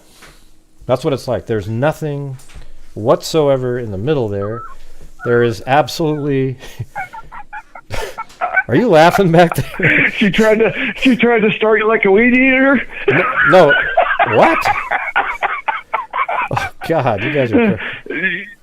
She pulled it out like a weed eater. Well, maybe she did. Well, no, what I'm saying, we're about to begin. We're done. So the thing is there's like this 45 minutes of time where there was nothingness. Like there wasn't a memory. There wasn't a. So I don't know. Yeah, maybe it was like the quickest thing that you've ever seen, but in reality, it was as soon as the propofol hits, you're completely out of it and remember absolutely nothing. There's zero anything. So it might be something where it's something similar to that, where there's never the other side where you go, oh, like that. So that'd be kind of when creepy. you woke up, were their shirts tucked or untucked? Well, my ass was a little sore. They put the thing in there. You're crazy, man. Okay. Were their shirts since untucked? you shared that one. You're crazy, man. Jeez, okay, go ahead. I got a lot of blood in my urine from all kinds of stupid shit. Uh-huh. Well, the VA said that they had to take a camera and go in. And me and the VA have a love-hate relationship. I hate the care that I get there. They love to give us that care. But they're kind of worried because I've had a couple red flags thrown up. And whatever, the little wannabe cops that work at the VA because they can't be a real cop. Those guys are there, and they always swing by when I'm at the VA. And they're getting ready. The lady's sitting there. I'm sitting down. They got the gurney over me or whatever, the little paper. They pulled my tallywhacker through the hole. And the lady's like, okay, I have a hold of your penis. Okay, I'm going to apply the numbing agent to your penis. Okay. I'm applying the numbing agent to your penis. The doctor is now going to take a hold of your penis. And they talk like that? Yes, that's exactly how they talked the entire time. And when they got done, I looked at the doc and I'm like, normally you buy somebody dinner or at least a drink before you violate them. Yeah. Yeah, you wake up and he's sitting in a chair with a cigarette, right? Is that right? Yeah. Oh, the doctor, not me. That's what I was saying. That's what I'm saying. Yeah. But they pulled that camera out like they were trying to start a weed eater too. Yeah. Yeah. Well, one time the first time I went in for one of those, they were looked at my stomach. They were just going to check my stomach anyway, so they checked my stomach, and they did the other end. But I was wondering though, which end did they do first? Hopefully they they did the stomach part first, then switch down there, right? Because I wouldn't want it to be the other way around. Of course, people jumping, Gray, they changed the thing. I mean, yeah, I get it. Okay. Either way, it's a shitty deal. There you go. Ba-bum-bum. Where is it? There you go. There you go. Yeah, Scouting Dude's been waiting all day. He's been writing these down. We knew we were going in this exact direction. It couldn't have flowed like this naturally, everybody. So I've just been able to sit up for a while today. So I'm hitting on the keyboard, and evidently I came in. I didn't know what was going on because I was talking to Adniram on the phone. Yeah. And we watch your show together at night. Are you out there, when we're Adniram? together, we watch it. Yeah, well, are you out there, She's in Adniram? chat. Oh, she's in chat? Okay. Awesome. Well, I don't have much more I don't know anything else to say, but I guess we'll see later if they give more of that video out. Yeah. And her story will come out. All of it, like I what think, is happened. uncalled for. Yeah. Yep. Yep. Well, I appreciate you calling in. And I was just flipping Right, your we'll crap get the about. troll something to talk about. There we go. There we go. Oh my God! All those are clips. Every one of them. Thanks a lot. Thanks a lot, Scouting Dude. Hey, your name must taste good in their mouth because they use it a lot. Oh yeah. All right. You have a good night. All right. You too. Have a good one. See ya. Scouting Dude. All right. That was pretty good, don't you think? Yeah, I mean, I saw the same thing he's talking about, like how he just stood still. I can't imagine her being in on anything, what we were talking about. So then it makes it seem weirder because then that means he still reacted the way he reacted, even not knowing what was going to happen. All right. So I'll bring this up one more time. You see at the top of the screen there, we've got the stream goal, everybody. We're almost there. We've got the Super Freak, which is Metal Man something that got cut off on there. I wonder if I need to... Maybe that's longer. Hold on, let me see if I can fix that there. So that's the Super Freak. Oh yeah, it's this one. I can do it. Here we go. Oh, look at that. Oh, go way out to there. Now even somebody with a real long name, it would work. There we go.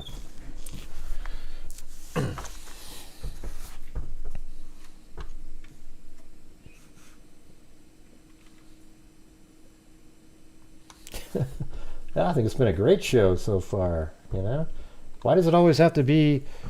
It's more interesting, for sure, right? Okay, so we did that one. All right.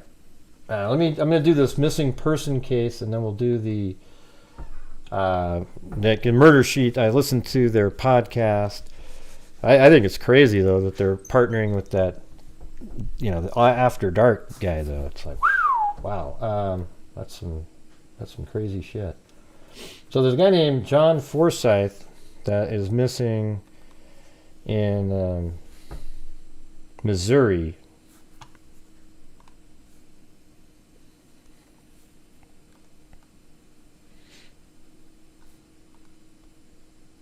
Let's see. Put it over there.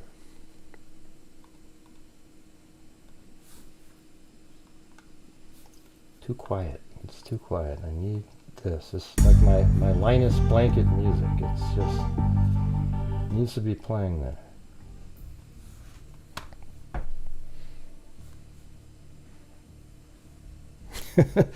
Well, thank you, Bama Forever, who just put us into the stream goal category.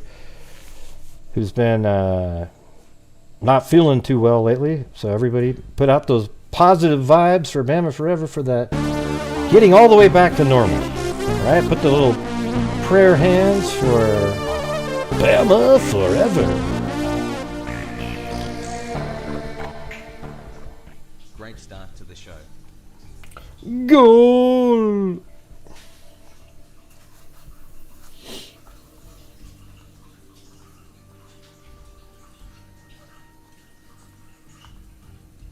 Now, she had like 104-degree temperature the other day.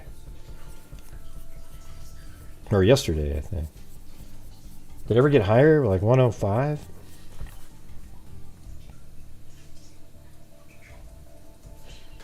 Well, Cindy, you help contribute to that. You know that, right? All right, let's see. I mean, that you got to admit, like, that's pretty rich for Cindy goes, the chat is so messed up. It's like, really, Cindy? I mean...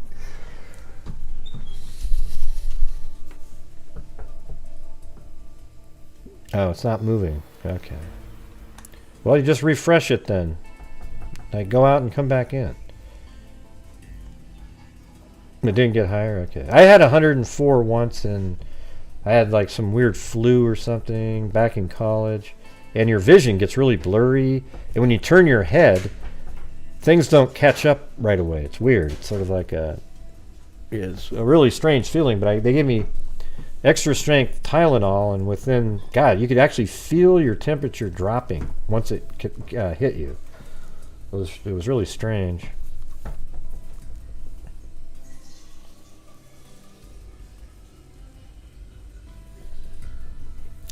Hey, I'm thinking of getting my Part 107 Cape Breton drone pilot. I'm trying to figure out, there's one guy, I bought a service to learn it, but I don't really, the teacher doesn't really inspire me that much. I'm trying to find a different, do you know of a good online course where it's sort of a little bit more streamlined and kind of, you know, you just get in there, learn the really important stuff, maybe some of the other stuff, and get in there?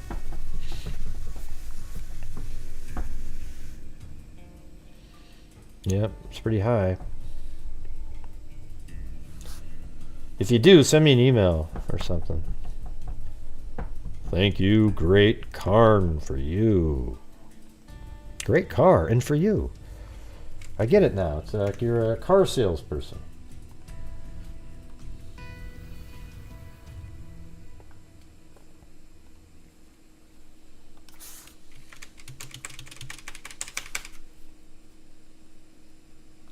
All right, we're on this missing person case. John Forsyth And it's not the John Forsyth. It's he's a doctor, this guy. So I'm trying to, let me just pull up some of these. Like Mystery of Missouri Police, Mystery as Missouri Police Find Abandoned Car of Missing Doctor. So the police have discovered the abandoned vehicle of 49-year-old doctor who was reported missing after failing to turn up to work. John Forsyth of Cassville. So he lives in Cassville. Was last seen on Sunday, which is weird because the same hospital, the hospital with a similar name is in Cassville, Missouri. On Monday, the Cassville Police Department issued a missing press release on its Facebook page and gave further details about his disappearance. Forsyth is described as being 5 feet 11, 180 pounds, with brown hair and blue eyes. He was last seen wearing a black shirt and blue-gray pants. Authorities also noted that his vehicle was later located in a park near the Cassville Aquatic Center. So he's from Cassville, but he actually works somewhere else. So Sergeant Donald Privet of Cassville, Missouri Police Department spoke to local media about the disappearance and the discovery of the car belonging to Forsyth. Speaking to, let's see if this is. A missing persons case where his car was found. Because Sunday, Dr. Forsyth's black Infiniti was seen. Yes, I think. Yeah, let me get this. Yeah, this one right here. Dr. John Forsyth left work around 7 a.m. on Sunday and has. Yeah, this is KY3 in Missouri. So that's where it is right here. A new here. large police behind me. I'm told that it's pretty quiet around here if there isn't Took me a while to soccer find games. That. So there's a soccer field right there. Originally they had a name of a park in one of their shots. That park was over here, but this isn't correct. Once they mentioned the, what was it? It was right next to the aquatic center is what they mentioned. So I think that's what this is right here. There it is, the aquatic center. So once they mentioned that, then I was able to determine, like, here's the soccer fields that they were looking at. They were in the background of her shots. She's probably like this, and then this building over here is, so there's no street view there. That's the problem, but I think it does go, right to here. So basically, his black vehicle is down this road, and it's probably right around in this area. And then you got this wooded area right here. I mean, did he do something to himself? His inside the vehicle, his keys, wallet. Going on. What I do want to point out behind me is that this is recent. There is a new large police presence back in this area where there were a lot of police this morning, and I asked them what they were doing. They said they are moving some dirt around behind me. That's because Sunday, Dr. Forsyth's black Infiniti was seen right behind me. It's been there all afternoon at this disposal site in Cassville. Those investigating say the keys were left inside of the car. Mm-hmm. Dr. John Forsyth left his shift at the ER Mercy Cassville at 7 Sunday morning. Yeah, but here's where there's a problem here. See, they're saying ER Mercy Cassville, okay? Well, that's right here. There's one right here. And that's an ER Mercy. Not then, I guess. So this is, what year is this? That's 2016. Well, that wasn't even the right place. Where the hell is it? Oh, right here, ER Mercy. So here's an ER Mercy in Cassville. But when you go on the LinkedIn or something, he works in ER Mercy in another area. It's not there. I think it's over here. It's like 50 miles away. It says that he works at the Aurora ER Mercy, which is just right there. Mercy Hospital, Aurora. So that's what it says there, but maybe he transferred and that's not updated and he moved to Cassville here, and now he works at, because I couldn't find his address in Cassville either. He seems to move a lot, but he's a doctor, so maybe he does work there now and he never showed up to work. He lives in this small little town here.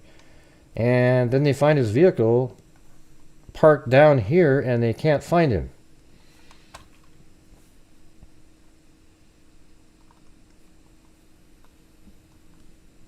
Shit, this is in the sun. The park is pretty quiet. People walk in it, but his car was parked in an area hard to see from most spots, behind a fence in an area that would go unnoticed if the soccer fields were not in use. The way we found the vehicle was it was unsecured. The keys were in it.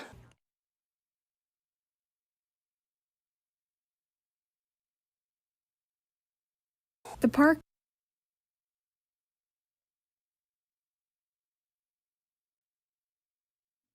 That was it. That was a pretty short one. Family of missing doctors. What the hell? That was so loud. Family of a missing doctor is pleading for the safe return after his car was found abandoned at a park following his disappearance. John Forsyth, 49, was reported missing after he didn't show up for work on Sunday, according to police. John Forsyth, 49, didn't show up for work. He doesn't have a Facebook profile or anything. Didn't show up for work on Sunday, prompting a missing person investigation. And here it does say he works at that hospital in Cassville. Huh, interesting. He was last seen on Sunday, May 21st at around 7 a.m., the Cassville Police Department said. Friends and family began to worry when he never arrived for a shift at Mercy Hospital, where he works as a physician. I wonder if he has any mental issues or something. His car was later found abandoned at Cassville Aquatic Park, which family called odd. My brother is missing. If anyone knows anything, please contact us, Forsyth's sister, Tiffany Adeline, wrote in a Facebook post. Well, let's see. Is that going to go? Yeah, gross.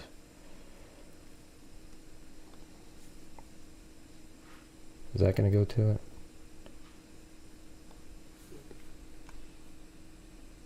I don't know. Let's see. If it does, I'll read it. Okay, here it is.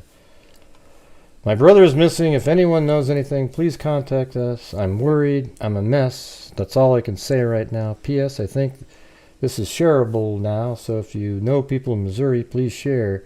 He's been a doctor in the Aurora area. So that's that other town that I was showing you. For many years, so I think he'll be known by quite a few people. If you have any information at all, please message me. A couple of people have already, and I'm so grateful, thank you, but I won't accept friend requests unless I know you personally. I'm sure they're being sent with the best intentions. Please understand that I'm very distressed right now and feeling extra protective of myself and my family. I really appreciate the attention this is getting. Thank you, every one of you who has responded or shared this post. Knowing that people care and are watching out for him is a comfort more than I can say.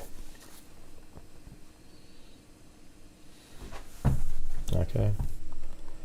So, here, I can put this in here if anybody wants to share that somewhere. It's in the chat there. I'm worried. I'm a mess. Adeline said that Forsyth has been a doctor in Aurora for many years. Okay. He was last seen wearing a black shirt with blue or gray pants. He's 5'11", 180 pounds. Police do not suspect that there is any threat to the public at this time. He lives in a trailer near the hospital and reportedly went there for a short amount of time after leaving the clinic on Sunday morning. His fiancée called his behavior odd. So that, I mean, that's a little weird too. A fiancée, it seems like you'd have, you'd be sort of looking forward to something. And said that she hasn't heard from him. Maybe, I don't know, that's a little weird too. Maybe there's something more there. It's odd, and she hadn't heard from him. Forsyth's family is helping with the investigation, reported KOLR. I really appreciate the attention this is getting. I mean, now we don't really know what's going on, right? Especially that case we just did a couple weeks ago with the lady who poisoned her husband with, what the hell was it, like rat poisoning or something? I mean, it was crazy. Or yeah, I think it was what drug was that? No, meth. It was meth, right? Yeah. I really appreciate the attention this is getting. Thank you, everyone of you who has responded or shared this post. So is that the car right there? His car was found abandoned in a park. Let me see if we can see this stuff here. Inside. They ran the plates not stolen, so they moved on. So is that the car Turns right there? out that was Forsyth's car. His fiance tells investigators he wouldn't have been at that park. Absolutely no reason in the world why he would be at that park. She said no, he does not. Well, what about if he was going to take his own life or something, and he went up in these woods over here and did something, and there's a creek over here, you know, so it's hard to... But if he didn't, then there's absolutely something nefarious here, where somebody killed him, likely, and then dropped his vehicle off. It looks like they're probably... That vehicle was parked over here, I think, by looking at that picture. Let me see. Yeah, so just that. I'm just kind of guessing that's where that is, because there's a lot of dirt there. Might not be, though. Might be actually over here. Maybe. Yeah, those fences, well, maybe that's the fence. And then that shuts. So if that is the fence, that means his car would be parked. Yeah, that makes total sense now. There we go. So this is where his car is parked. Right here.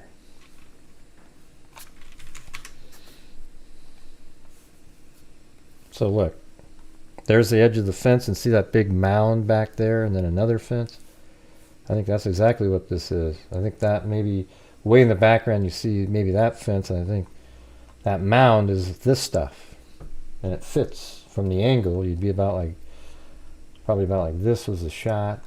It just kind of makes sense. If it's not, it's not. But I think that that might be the fence that has a rolling gate that opens, because you can actually see the gate here. Maybe that's a shadow, but you'd probably want to seal it off like that.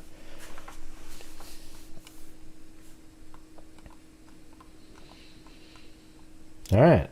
Well, I don't know what else to do on that one, but we'll just keep following it. I don't see... He doesn't have a huge social media presence, so it doesn't seem like... you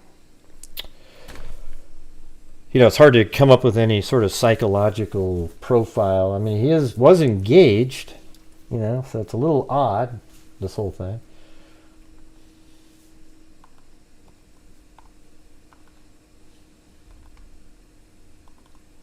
It's too quiet. Again, I gotta get this.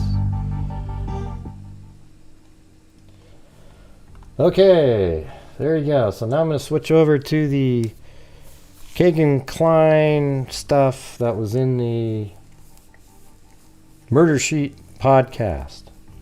I tried to take notes in my handy dandy blue notebook. Absolutely amazing. But I'm going to go use the restroom first. All right? So I hope some of you stick around. If not, it just means you didn't want to be here.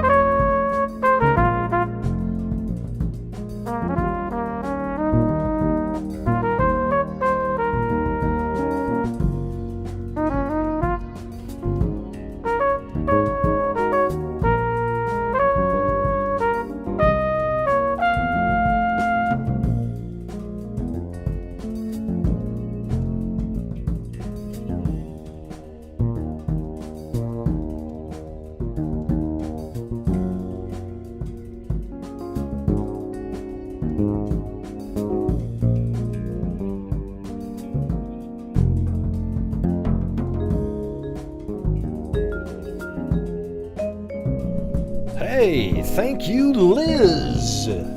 How's it going? Oh, shit. You guys haven't thrown me in jail in a long time.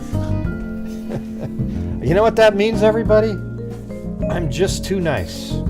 You know? That's how it is. Did you hear Gray? He said he was too nice. What a narcissist. Hey, everybody, don't dare to have an opinion out there. Don't stand up for what you believe is true, lest you be called a narcissist. Yeah. Chloe. Chloe. Chloe. What are you digging for over there? That's right. That's right. I'm just way too nice. Not one of you have thrown me in prison for me being so mean. Evil can never be dead enough.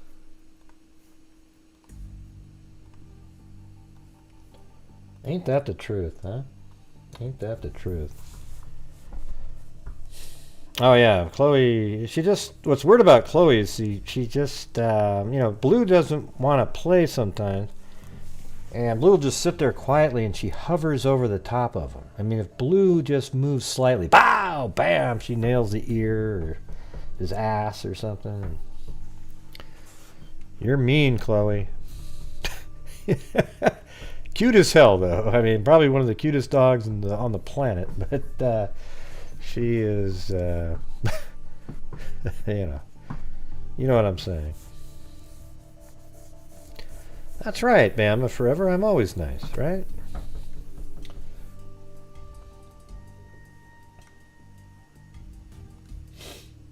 Oh, me and Chasing met. We did a podcast, or not a meeting for getting our podcast going. So she's going to write the scripts and things, and I'll change it to match what I would say, and I'll learn the cases. And what we're going to do is we're going to just record, like I'll be at home and I'll record my part, and then she records her part, and then I send her my clips, and then she puts it out as a podcast. And then on our YouTube channel, we'll play the podcast and then pause it and stop and talk about various elements. I think that's what people would like the most with us, is just sort of bantering back and forth about it. We've already done, that channel that we're on over there has like, I don't know, 11,000 subscribers, but we're kind of looking for just kind of a whole new group of people. All of you obviously go over there, but I mean, just sort of like a different element. Look at that. 1, 2, 3, 4, 5, 6, 7, 8, 9 comments in a row by moderators. It's awesome.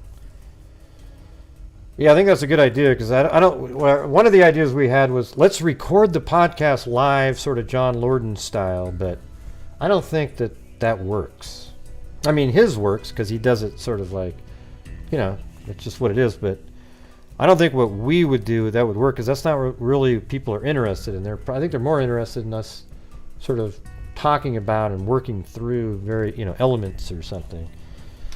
And so once the podcast is done, you just sort of play it, and then you can hit pause and say, okay, yeah, so what do you think, man? Does this person, da-da-da-da-da? And I think that'll be much more entertaining on the YouTube portion of it. What does that mean? Oh, thanks, Tolly. Thank you so much. It's very kind of you to interrupt the conversation. How come that last one didn't show up on here? Right? Let me go look.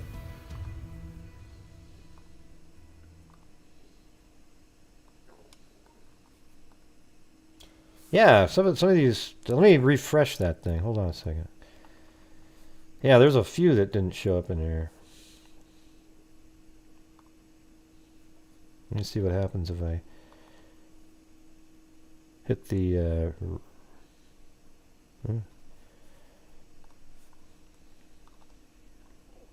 Refresh cache.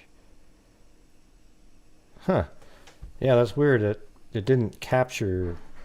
We are at 321.92, so that something didn't get captured there. Sorry about that. Not sure how to fix it midstream like that. Ray has a dog named Blue, and is that the rap? Yeah. Okay. So anyways, the Kegan, the murder sheet. Yeah, so the murder sheet story, they always tell this different story, but about me.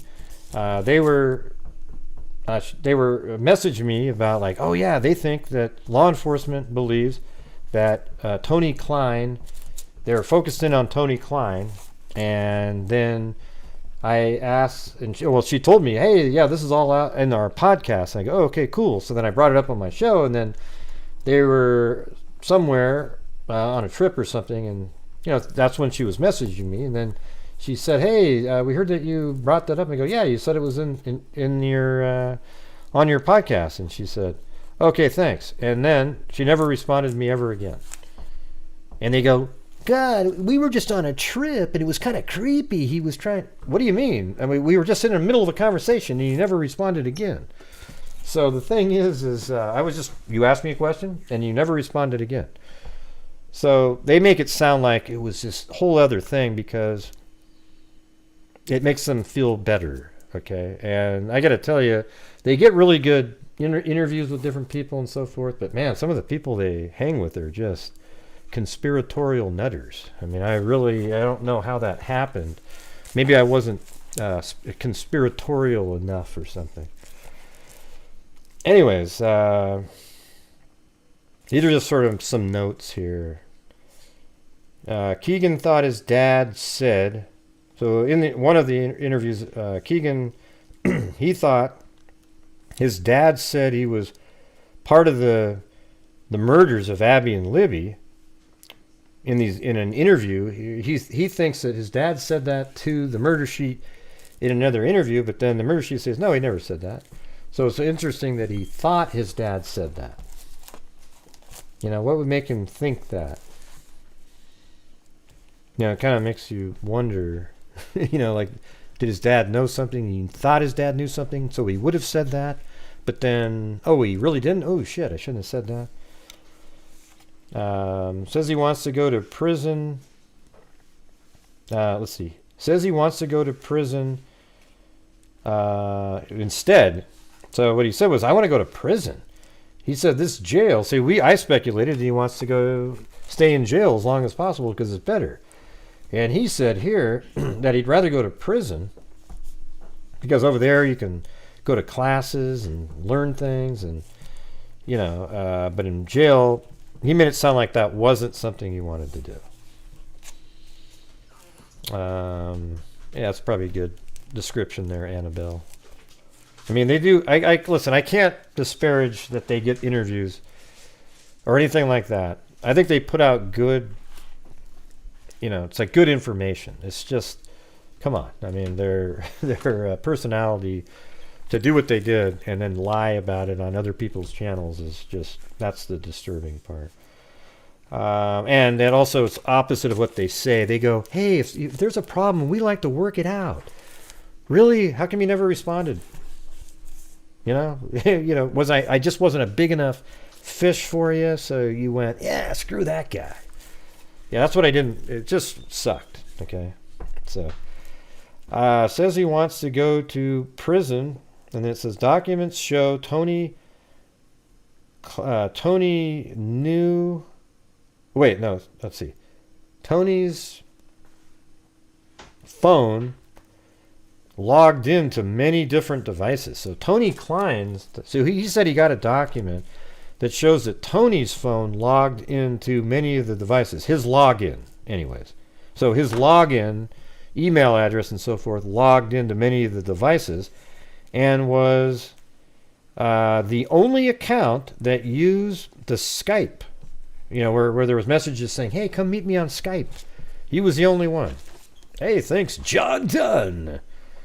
Make sure to check out those new members. If any of them were created in the last week or so, see them to the door, please. Thank you very much.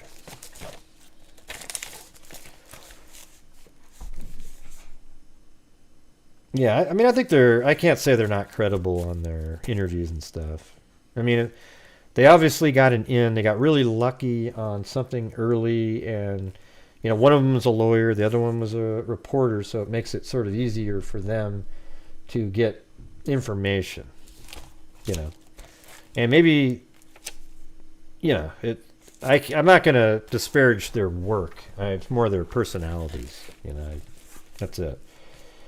And their choices of, like, giving credibility to just absolute whack jobs. I mean, you go look at some of the people they have that show up in their podcasts that they have on as guests. They're just, you know, I think it's Ron Logan, everybody. It's Ron Logan. Really? Still? Let's see. Tony Kline says that,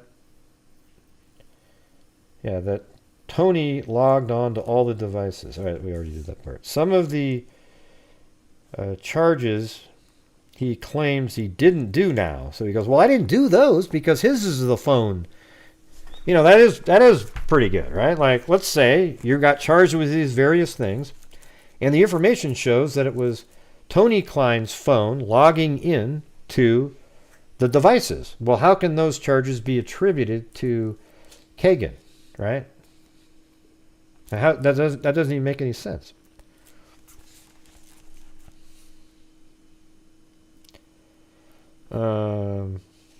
So he's pissed at his attorney for not giving him that information.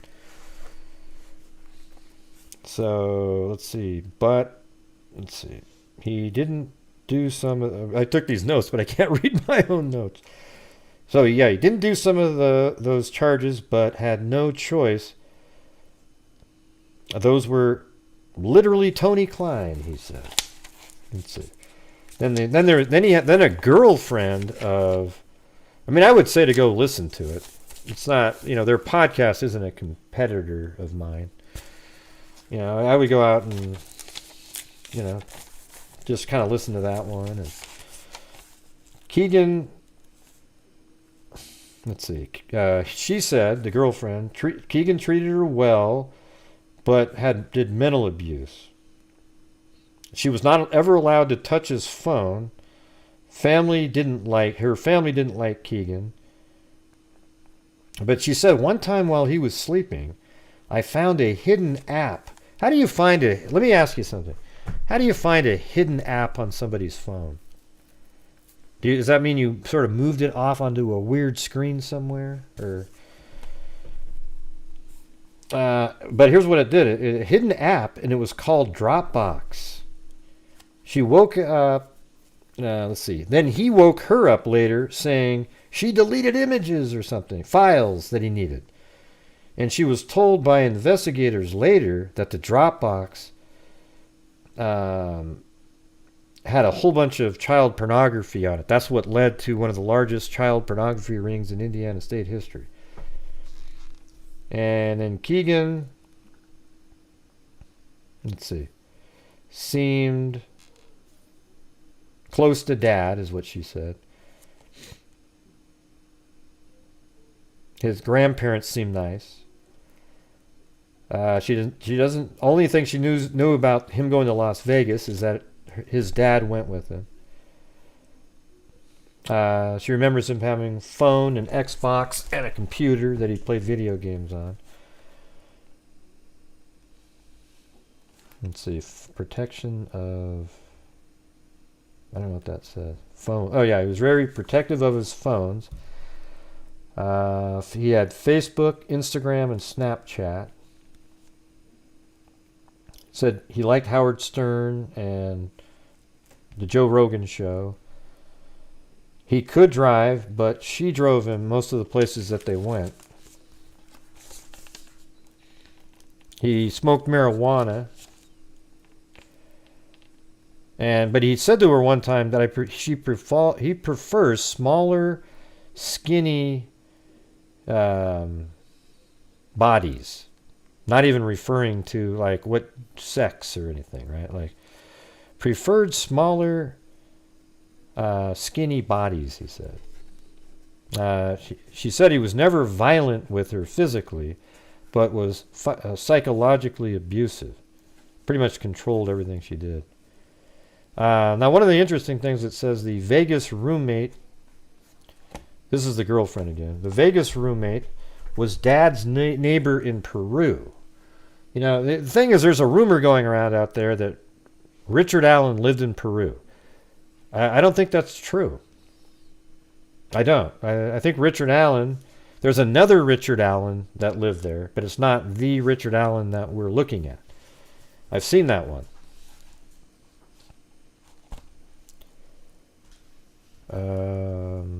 Oh, and she says that he failed the polygraph test. That's what she thought. He told her. Oh, yeah. And he also, let me see. Oh, yeah. And when the police got there, when they finally arrested Kegan in, like, what was it, December of 2020, some late in 2020, the SWAT came by and kicked open the door with guns drawn. They delayed arrest to get more information. She thinks that they delayed the arrest to get more information from Kegan. She was shown shots, profile, etc. She felt groomed, actually, because she was only, I think, 15 at the time. Definitely, and she thinks that he definitely could be connected to the murders of Abby and Libby. And she thinks he should get the death penalty. FBI raid. Oh, yeah. And she said that the reason that Kegan told her the reason that his house was raided is because of marijuana.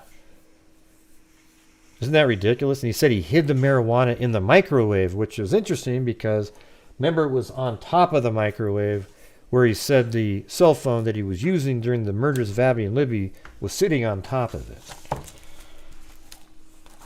So there you go, everybody. That's basically the gist of that. What do you guys think?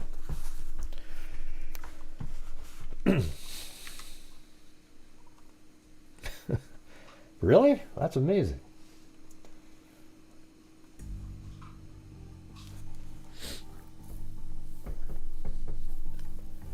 Makes sense.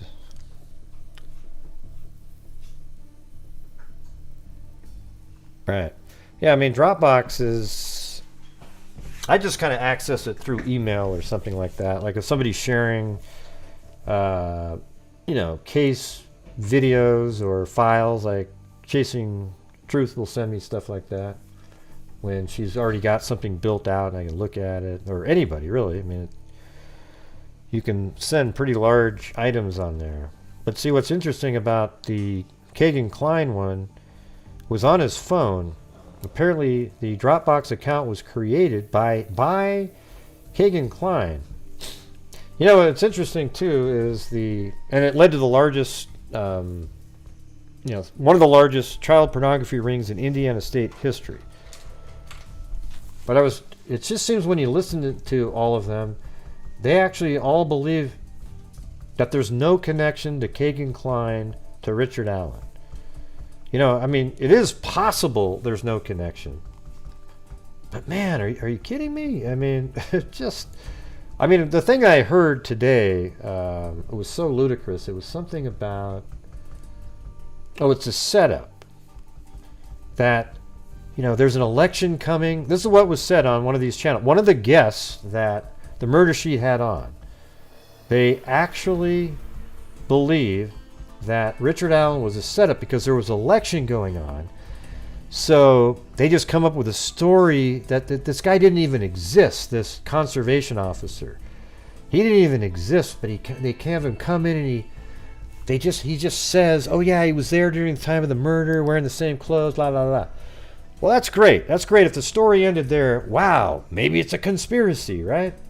But the story didn't end there, because Richard Allen himself, when interviewed on October 12th or 13th of last year, when the police went to his house, he told the same story. He said he was there from 1:30 to 3:30, and that he was standing on platform 1 even. Okay, but you know what? They always conveniently leave this part out of the story. And then they want to always keep saying that it's Ron Logan, Ron Logan, Ron Logan. We need to make a rap or something with Ron Logan. I mean, it's like every second, it's Ron Logan, it's Ron Logan, it's Ron Logan. And they don't really ever give you the truth that Ron Logan, and it was even written before they got the search warrant, we just went over it the other night, where Ron Logan was on parole, he wasn't allowed to drive or own guns, and he did both of those. And they go, well, how come he didn't alibi when he went to the dump? I mean, can't all of you just think of reasonable reasons? When he drove to the dump, why didn't he alibi himself out of that? Why didn't he need one for that trip? Well, I'll give you one. There's no receipts. You know, he went to the dump and started throwing stuff in it. It's right next to his house. Nobody would have seen it, right? It's just, he just thought, oh shit, I don't need an alibi for that. I'm just dumping stuff off. I'm going to go right home. Okay, but when he went to get the 20-something fish that he bought, there's a receipt for that. He's at a store. So he needs to have an alibi. He was there for like an hour. He needs an alibi for that one, because once they start looking around, where were you? Where were you? Oh, I was over at the pet store. How'd you get there? Oh, I drove over there. Oh, shit, you broke your parole. That's 2 more years. And guess what, everybody? Exactly what his fear was came true. He got 2 years in prison. I thought it was absolutely harsh for a guy at that age to get 2 more years in prison for merely, you know, well, one problem is he had a bunch of guns, though, as well. But they always leave this part out of their convenient story. Every time they tell their story, they don't add in the part that's exculpatory to their version of events. It's called tunnel vision. It's amazing. So, anyways, I'm just rambling on, but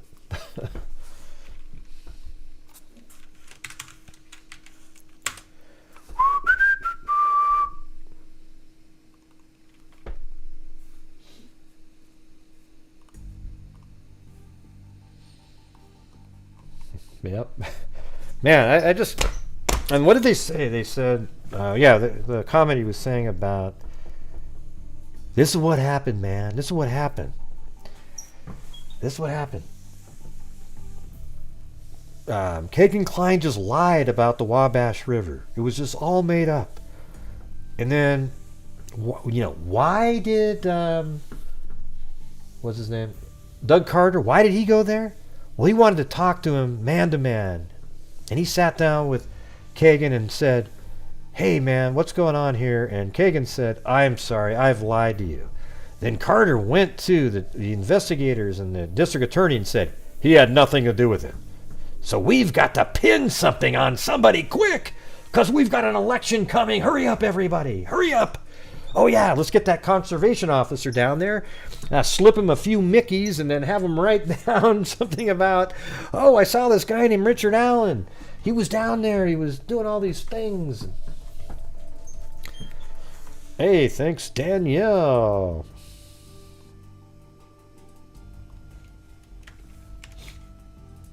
By the way, I should have had Danielle on the screen, because she would have brought up the visual quality 1,000-fold when you were looking at my face, because you can see right there she wears the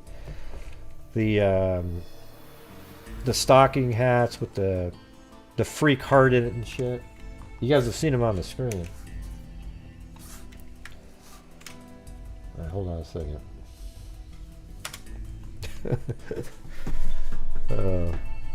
Thank you guys, appreciate it. And that was Debbie L from Canada, A, and Danielle. Oh, you're on Rewind, this account? Yeah. Wait until he has about 10 notebook orders at a time to send out. Oh, I've already... did somebody just order a notebook or something? There's a problem with a notebook up there? I just sent a bunch out, like, not too long ago. I'm just trying to see what your... Oh, there is the comment. Let's see. I did, thanks. So I can't wait to get it. Oh, yeah, so you ordered one? What day did you order yours on? Send me an email, Gray8Karn for you, just so I can check and make sure it's out there, okay? All right? And put your address in the email again, just in case. Is that good? Yeah, just send it to me. I mean, I did send out 10 just recently, but... Thanks, Mickey Duff.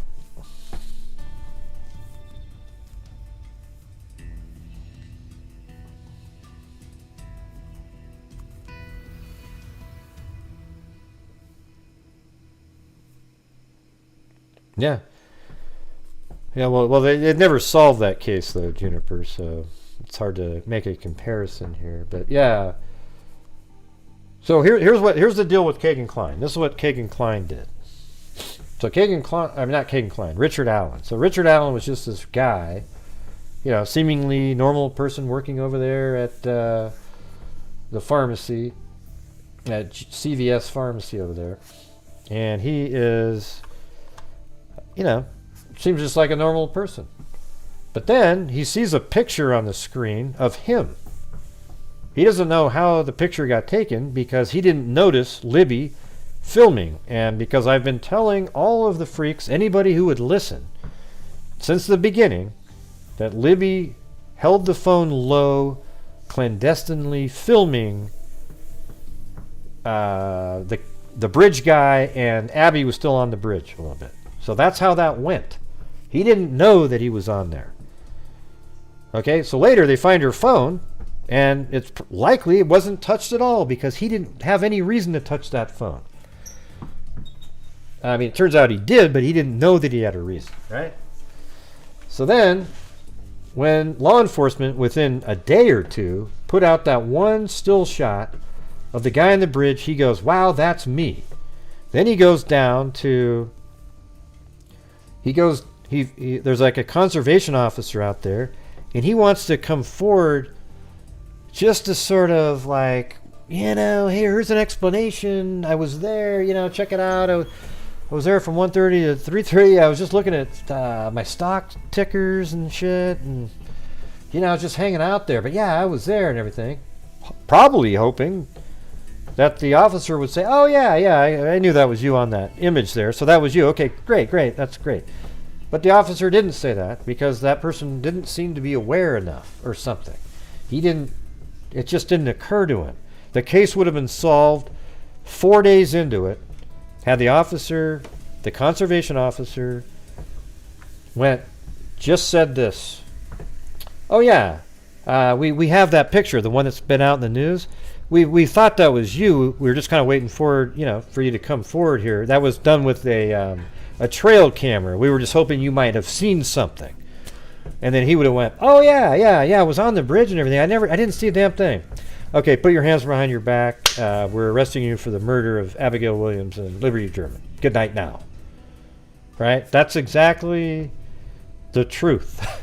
Because they already knew that the image came from Libby's phone, and he was next. Instead, it just got somebody... you know what? I'm hoping this story is fabricated somehow by law enforcement, that it's not real, because it's so shitty. It's so freaking shitty. So then all those years go by, and when they arrested Richard, or when they searched his home and they asked him questions, he admitted again, I was there.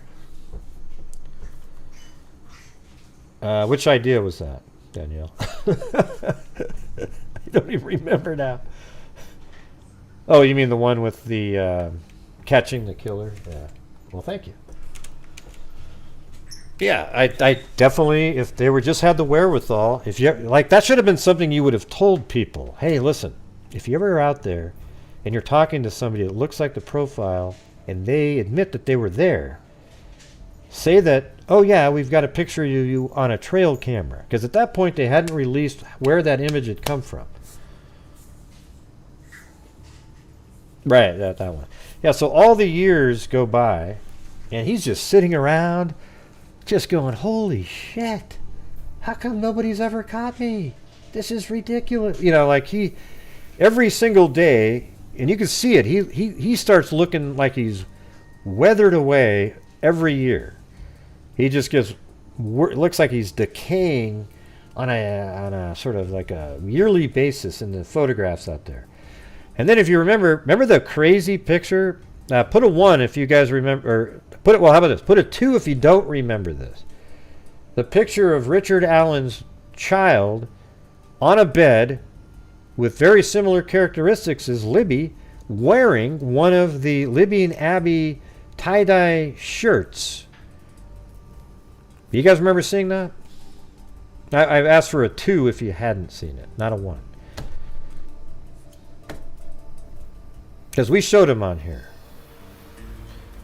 Yeah, I only want the answers for the people who don't see it. Man, you guys, I tell you what.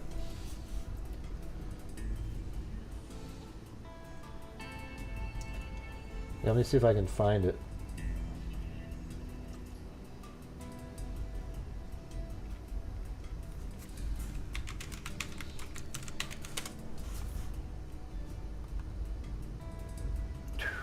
There he is. Okay. I'll show you the picture here in a second. Let's just go through some of these things again. Alright? I mean, these are all awesome. But look at this right here. Watch. You don't think that that is creepy as shit right there? That this is literally the daughter of Richard Allen wearing the shirt right here. And there's just some sort of this picture out here.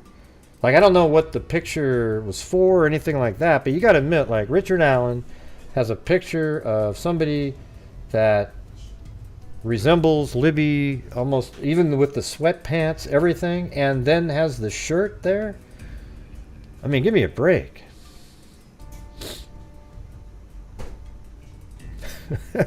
That's right, Fig Solves.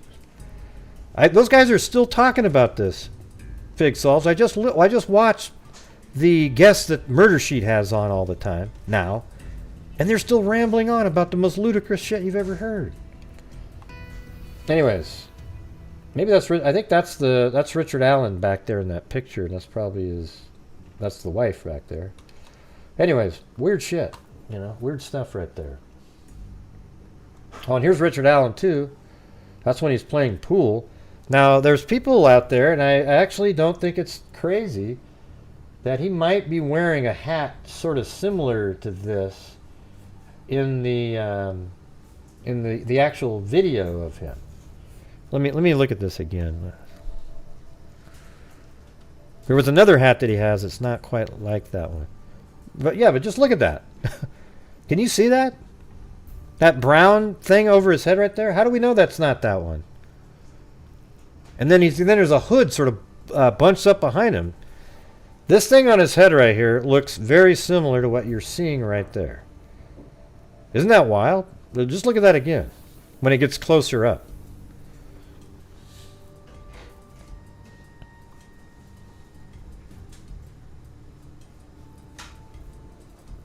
Let me get, where is that? There it is. I can move it around. Okay.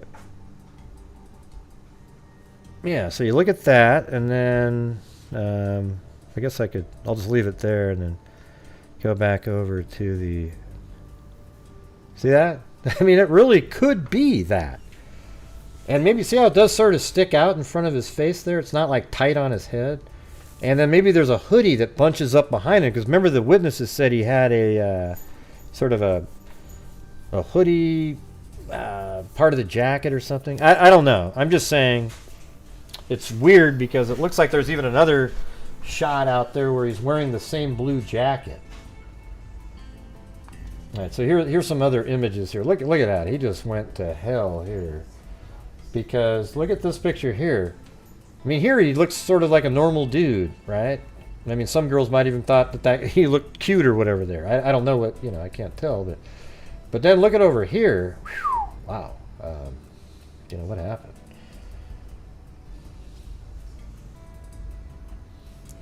And then, right, you know, there's a picture here. Let me see. Where's this one right here? Oh yeah.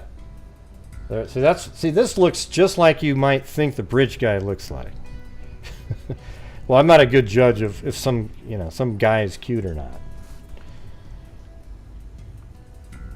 But isn't this sort of what you pictured originally when you see the picture? I always thought it was a graying goatee, and you know, you couldn't really see his hair, but it just kind of, that's what you thought. I thought he was about 5. Originally, I thought he was between like 5'4" and 5. I think it was 5'7". I couldn't, you know, it's hard to get. And then I think I moved it up later to like 5'9", 5'6" to 5'9" or something. I don't know. Should have gone with my first one. I think he's really small. And then when you look at this picture here, and you have a side-by-side with the when he's on the bridge, the guy on the bridge, he has the exact same torso-leg ratio. I've always thought that the bridge guy had a longer torso than normal people, and shorter, you know, like short legs and a we don't know what's short, right? Like, are his legs short or is his torso really long? It's probably more likely his legs are shorter than they're supposed to be. So, I mean, it looks just like him. And then there's another one here where he's like in a bar somewhere. I've got the videos down here too. Oh yeah, remember the cable snaps? Let's listen to it. Ginger snaps. Cable snaps. Oh, that's me. Cable snaps. Cable snaps. I think that's me. There's the word No, that is him. There's the word shirt coming up. There's the word shirt coming up. There's the word shirt coming up. There's the word shirt coming up. There's the word shirt coming up. Guys down the hill. There's the word shirt coming up. There's the word shirt coming up. There's the cable snaps. Well, that was him saying cable. I thought it was me imitating him because it was so low. Okay, here we go. Cable snaps. Cable snaps. Ginger snaps. Cable snaps. Ginger snaps. Cable snaps. Cable snaps. Guys, you know what we should do is play that again, and let me put it on loop. Yeah, it's already on loop. And then play the... I think we've done this before, but never hurts to do it again.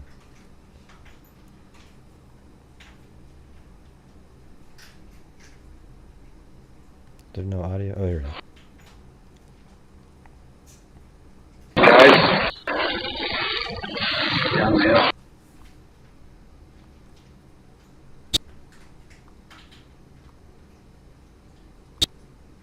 Cable snaps. Cable snaps. Cable snaps. Yeah, it's hard to say, you know, because right there he's just cable snaps. But maybe when he was a little bit more, because look, I could talk like this, right? Hey, you know, everybody, look at it, man. Cable snaps, man. Boy, that's great. But my normal voice would be cable snaps. You know, it's way different sounding if I went cable snaps or hey, everybody, cable snaps. Hey, cable snap. You know, I'm just saying. Just a slight variance in your attitude or how you're feeling can change the way your voice sounds pretty dramatically. So I don't know. I think it's, you know, I'm not a scientist in that. I could use the same verbiage they used in the Ron Logan document to sell it and say, it's not inconsistent with. There you go. Face blue, wide eyes. I understand when Kelsey said this is what was the boogeyman. Yeah. Thank you, Danielle. Who's buddies with a psycho. That was funny. Like, what are the odds of that? That's a big story too. It's not a little one. There it is. This is the video of this. Now, this is the one.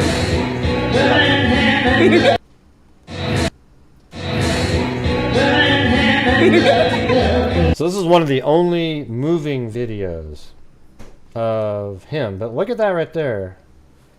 God, I mean, that's just crazy. So I'm looking over to the left. Well, you can't see it. Sorry. Jesus. Sorry about that. I remember, though, you didn't have to say look. Oh, man, you typed in look at, even though I figured it out myself. You know what I want to do is, let me find one that's sort of, yeah, like that, right?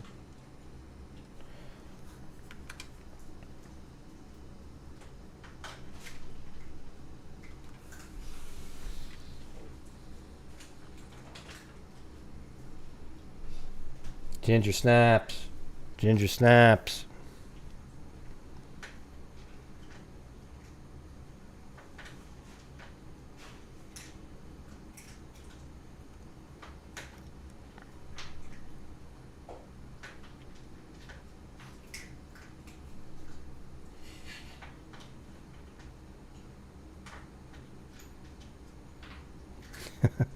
Hey, thanks, man.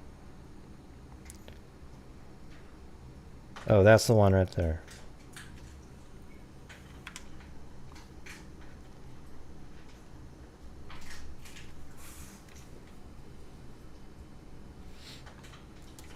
Gray, as more is found, more is revealed.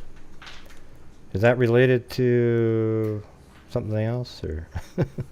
All right, let me move this up here.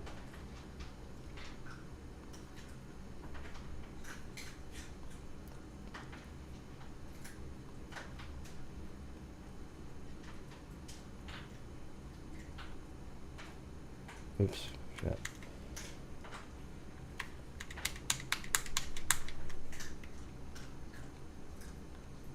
It's not letting me do that. Oh, there we go. Yep, no. That kind of looked the same.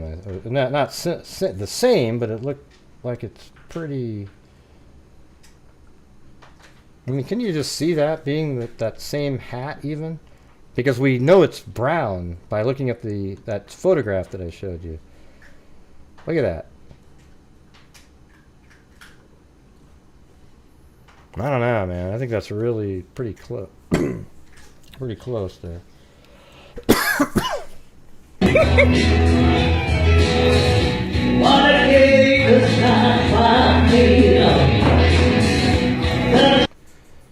But wow, you know what's weird is it quit doing the updates over here. Let me go look at something really fast. Hold on.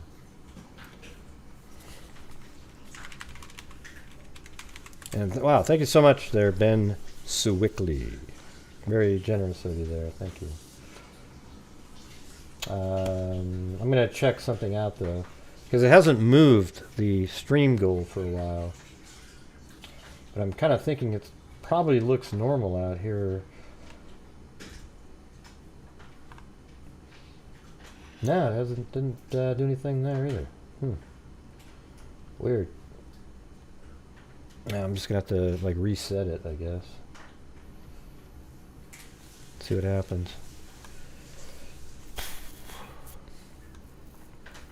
But it didn't even make the sound either, right? Like dan, right? Did it make any sound on the computer? I don't know. Hoping we're still live. I don't know. Yeah, I don't know what's going on. Maybe there's something wrong with Streamlabs tonight or something. It kind of stopped quite a while ago. Weird. Weird. Oh yeah, a lot of new accounts, huh?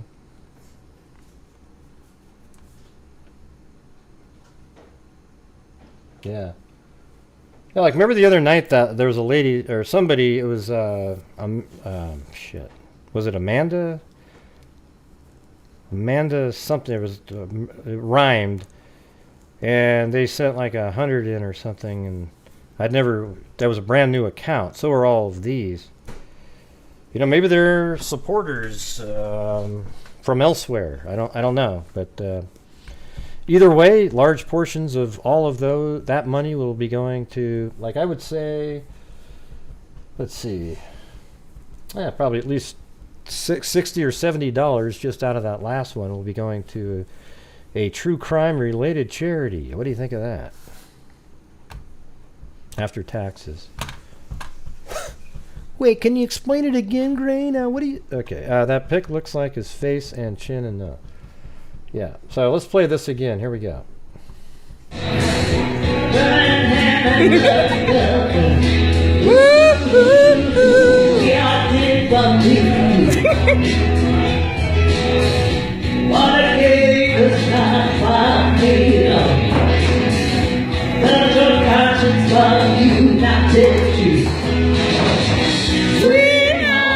See, boom. Couldn't that be what he's got on his head there? Look at it, it's brown. It's not like blue like it looked. Dance, baby!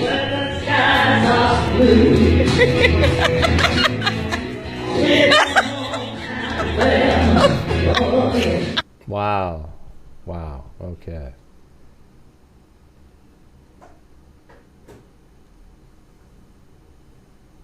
It's weird how he's always not quite looking at the camera from certain places. And like right here, you know, he just sort of made sure it's not really on camera. And then he, you know, it's odd how almost everything you see is like that. Like the one with his wife, he's in his car and he's... Let's see. Do I still have that one? Oh, here's that full... Down we're going down. Shut up. Watch what cable snaps. It's not going to snap. I'm gyrating, but it's not going to snap. Cable snaps. Cable snaps.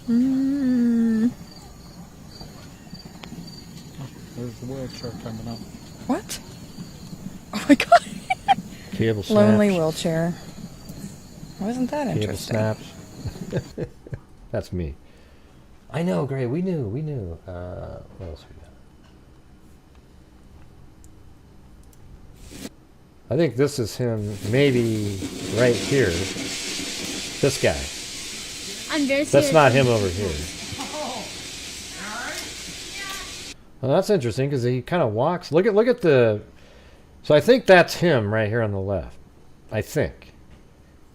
I don't know though. It's hard to tell. I think he's the guy with. I think we figured out that that was him here, but that guy looks kind of younger, doesn't he? A little bit. But the way he's walking looks like the guy on the bridge. I mean, so we go back to that. But I mean, who doesn't? I don't know. I don't know who this guy is. I'm not going to do comparisons.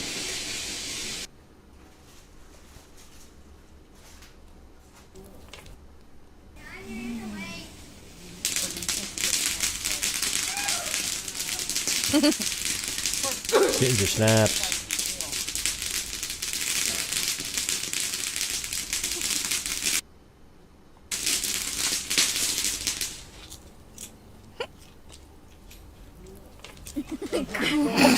Oh wait, did he just turn there for a second? Ah, that's it. Can't tell. Can't tell.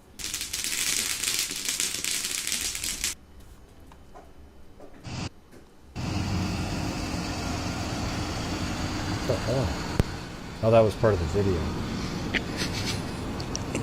Wow, don't pull up on me when I'm looking at my cell phone.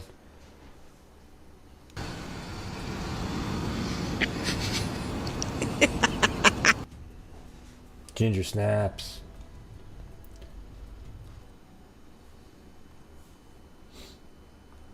Oh yeah, another picture. His daughter wearing, again, sort of similar stuff that you sometimes see Libby wearing, sitting right there at the start of the bridge. I know people go out there and everything. But just given the circumstances here, you might even think that is Libby. If you were just going to say, oh yeah, this is a picture that she took when she was younger, but we're just blocking out the face. Isn't that weird? Yeah.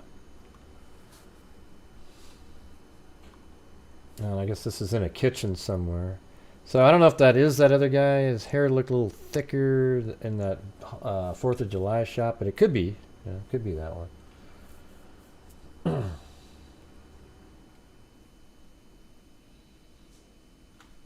Okay, now this is one that people... Is this the blue jacket that he was wearing right there? Wouldn't that be crazy? Sitting there in that jacket.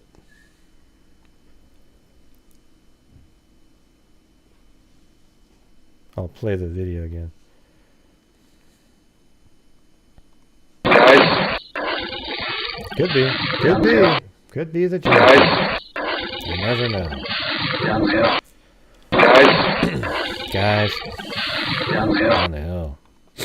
Alright, so, you know, I think Richard Allen is without a doubt. I mean, I don't have any doubt that Richard Allen, this guy right here, is the killer in the Delphi case. I mean, he is the guy. Well, I can say this. I don't have any doubt that he's the guy on the bridge.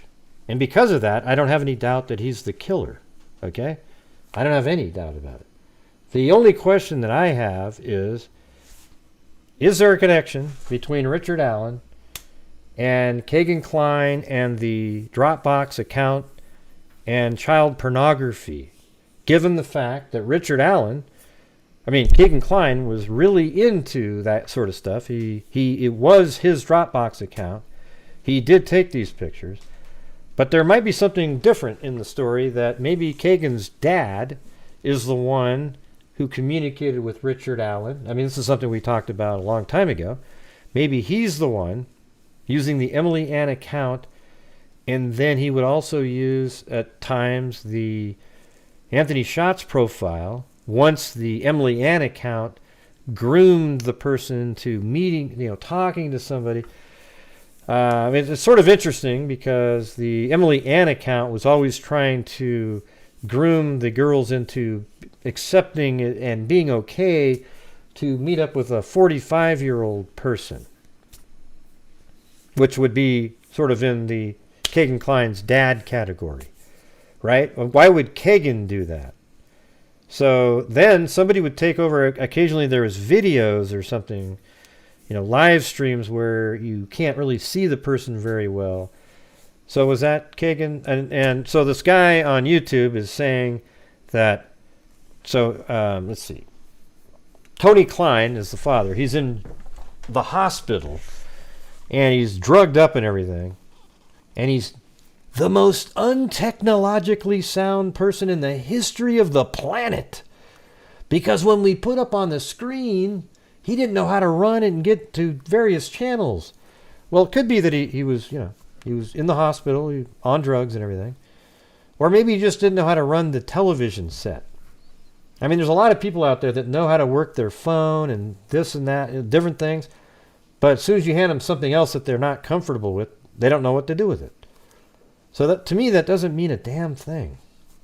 Okay? His accounts were logging into the phones. Is that all made up story? Okay, well, here's the thing. Kegan Kline is the one that's saying that on the report that he saw, it shows that his dad's phone was logging into the devices.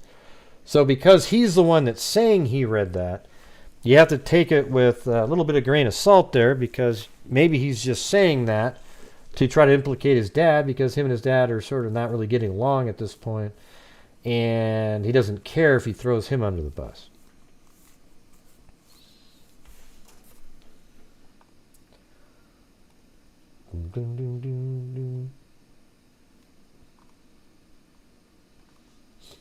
Yeah.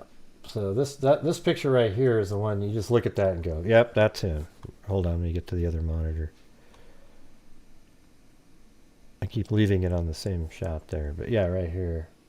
That's almost exactly how you would picture it. I wouldn't even be shocked if, I don't know, it sort of feels like he's got a hat on. It doesn't really matter to me what he's wearing anymore. That's him.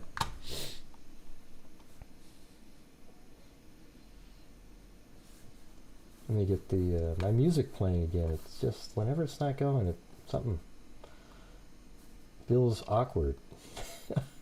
It's been in the background for so many years that it just, at this point, if it's not playing, there's something wrong. Yeah, so I guess I could just zip through this part again. So I almost have this memorized at this point. So Rich, I'm just going to start off at around, I'm going to say about 1:15. I don't know the exact time of the trip. But Richard Allen leaves his house like this. But already there were 3 girls at the bridge at 12:43 just hanging out taking pictures right here. Then they walk over to this bench over here, and they took some pictures over at this bench at 1:26. Okay, so Richard Allen, however, he leaves his house probably at let's just say 1:20. He drives down like this, and this is the route he likely took. Down this road, let me put the roads, I'll say it out loud. West 200 north. He drives all the way down here and then takes a left on north 300 west. Drives down to right here, which should be 300 north, west 300 north. Takes a left, and then he just drives straight down like this, and then he goes over the Wilson Bridge here, and passes, driving along the creek, and then he passes the cemetery, and then he passes where everybody normally would park and drop off. And then right when he's driving by, almost the same time, these girls are right here, and they're probably already kind of walking a little bit. And then he parks his vehicle here at the abandoned CPS building, which was witnessed by a driver at 2:10 and another person at 2:27. Parked right there. And that the 2:27 one is the Susan character. As she's leaving, she sees it parked in there, but parked oddly backed in, so you couldn't read the front license plate. So then that's where Richard Allen parked his vehicle. Then he gets out of the vehicle at around 1:30, he said. He parked it in an abandoned building right there. He gets out, and these same 3 girls intersect him around in this area right here, according to some other people who talked to one of the girls. So right here, and he looked like he was in a hurry, had his head down. He was on a mission. He was on an absolute mission. So he's just going like this, and they thought he was creepy. They kind of had little different descriptions, but it was all dark and his clothing and so forth. So he goes down this direction, and likely with not seeing a soul, because there isn't anybody here. All these other pins aren't there yet. He's just walking, and he goes down to the bridge. Now here's the thing is, the Kegan Kline account, the Anthony Schatz profile, had communicated with Libby apparently the night before, and they were going to meet up. And maybe even that same morning. Hey, we're going to meet up. So isn't it weird to you that, we'll get to that in a minute, but just 19 minutes after Richard Allen parks, Abby and Libby show up here. Just 19 minutes later, as if he knew the time they were supposed to be there. And he was going to be on the lookout. Because remember, he passed those other 3 girls. Because he's on his lookout for specific people. One that might look a little bit like his daughter, for example. Pretty strange. Then, so going back in time slightly. At so it was 1:27. That's what's so crazy. So 1:26, the girls are here. 1:27, Richard Allen drives by right there. He parks here, runs into the girls here. Those same girls walk across. This lady named Susan, she drives under the bridge. She says she sees them, but sees 4 girls. Who knows if that's the same girls or what. But anyway, she drives under the bridge, comes around the corner right here, and she parks her car in this parking area at 1:46, just 3 minutes before Kelsey got there, dropping off Abby and Libby, but she didn't see Kelsey there because she is not there yet. She was the only car there. She parks over here. So this is the parking area. She parks here, gets out of her car, and she starts walking down the trail. And just based on the timing of it, if she parked at, so she's driving this way. She parks at 1:46, let's say 1:47. She walks down this way. Takes like 6 or 7 minutes, And so I just have her right here at 1:55. She said she saw a guy standing on platform 1 wearing the blue jacket, the blue jeans, and a hat. or like a hoodie or something. She described him perfectly. Looks exactly like the person on the bridge, right? So then what's really intriguing is, so that means Richard Allen, because Richard Allen, when he was arrested on October 13th, or not arrested, but he was interviewed on October 13th, he said he was standing on platform 1, where he didn't say that to the conservation officer. So that right there, this Sue girl saw Richard Allen standing there. The timing is absolutely perfect.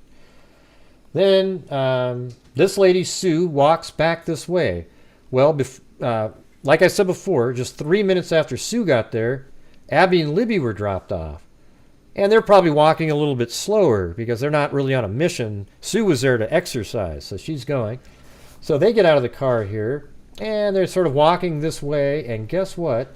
Sue passes Abby and Libby halfway between the start of the bridge and the parking area over here. And she says, yeah, Abby and Libby, they walked by me. Two girls that looked like, Abby and Libby, walk by. And guess what? The next human that Abby and Libby see is Richard Allen. And another guess what is that after that, not a soul ever saw Libby and Abby or Richard Allen again in the area. Okay? This right here, circumstantially, I would vote guilty. I don't care what people always say, oh, Gray, that's really not enough. You need to... No way, man. No way. And there's more to it, though, right? So then so what's interesting is the girls probably got in this area at about, I'd say...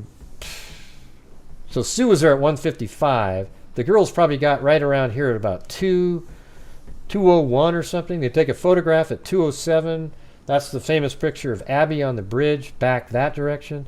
I think Richard Allen, when he saw the girls go onto the bridge, he went this way for a bit and sort of hid back at the straightaway here. When you're about right back here, you can be in the woods and you can see what they're doing. And then once he saw that they were like halfway across, or maybe even further, he started going. The girls probably gave up. What's interesting, though, is when they came across Richard Allen here, they probably went, man, that guy's creepy, And it's not the guy, it's not the Anthony Shots, the cute account that you were hoping for. So they continue on, they do what they're going to do, and he walks away and everything looks normal. But then, at a certain point, they see him coming. And as we saw from a video I made, the killer, they start filming him when he's about right in this area. And Abby's still on the bridge over here. By the time the killer caught up, she's still a little bit on the bridge. Then she gets off, gets behind. Well, he hasn't caught up. He's like 20, 30 feet away at this point. When she jumps off and gets behind Libby, then he comes off and says, guys, down the hill. Then he takes them down, across.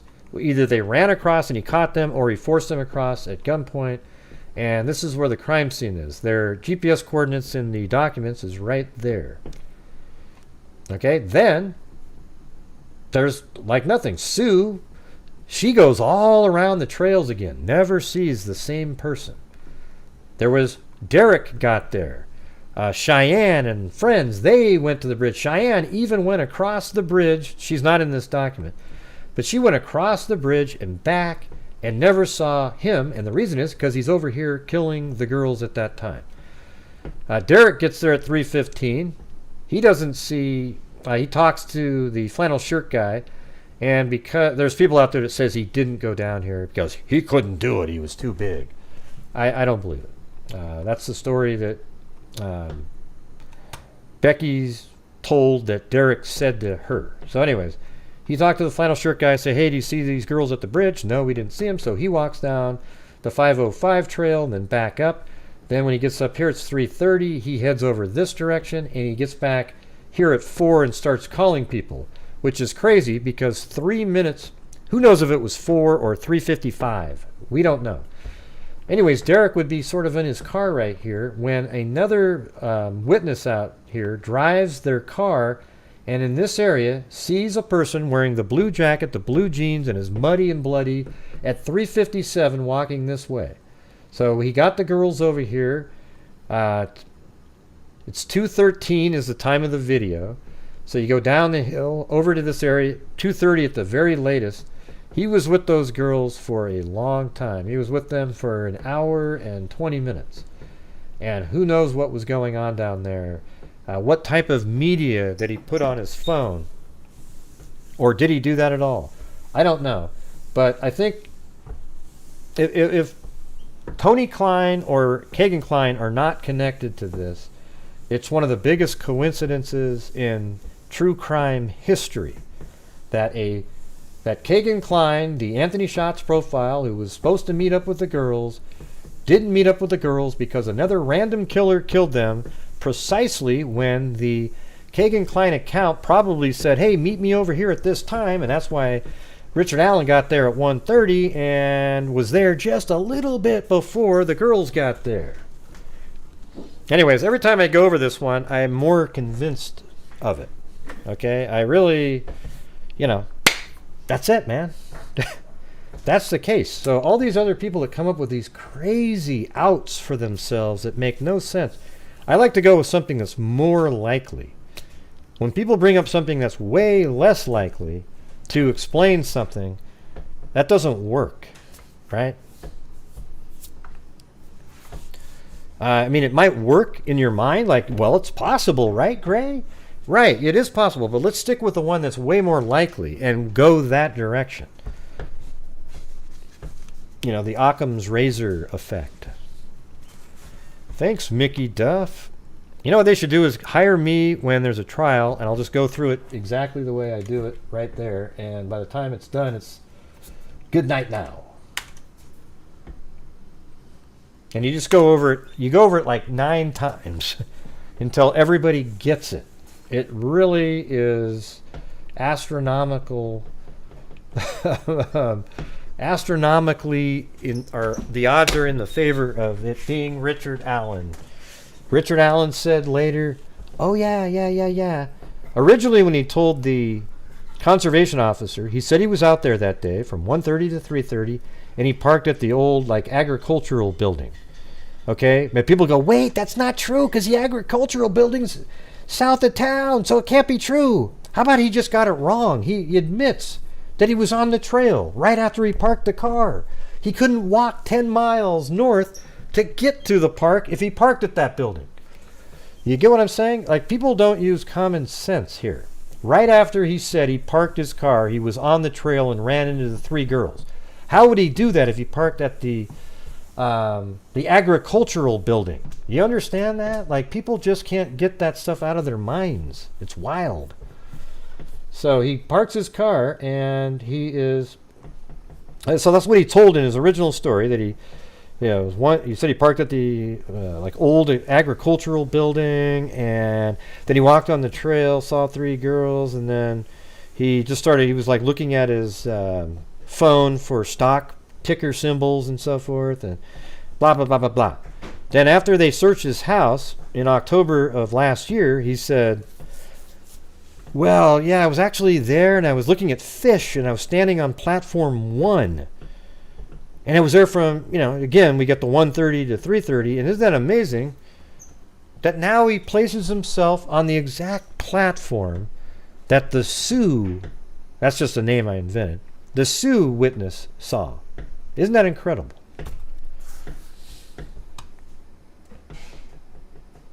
Yeah, what a coincidence it would be. True dat. Yep. So, anybody, any thoughts out there, you guys? I mean, I've never seen anything more damning in my life. It couldn't be, oh, it's all made up. And the reason it's not made up is because he himself literally came forward to say that he was there and that he was literally on platform 3 the second time they talked to him. So they fed him the line too. Okay, now listen. Hey, conservation officer, make this up, okay? Yeah, make this up. Hey, by the way, you're friends with Richard Allen too, right? Tell him to tell us when we go search his house that he was there, and then hey, tell him to tell us he was on platform 1 because one of the witnesses said that. That'll really be yeah. Yeah, no, that didn't happen. Sorry. Ding ding ding diddle ding ding ding ding ding diddle ding ding.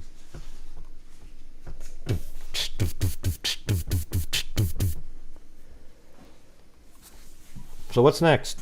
About 3 hours I'm into the show. Did a 3-something hours on Jodi Arias today. We got tomorrow's day 34. Guess who's still on the stand, everybody? Samuel. You guys had to. You should have watched today. It was so hilarious.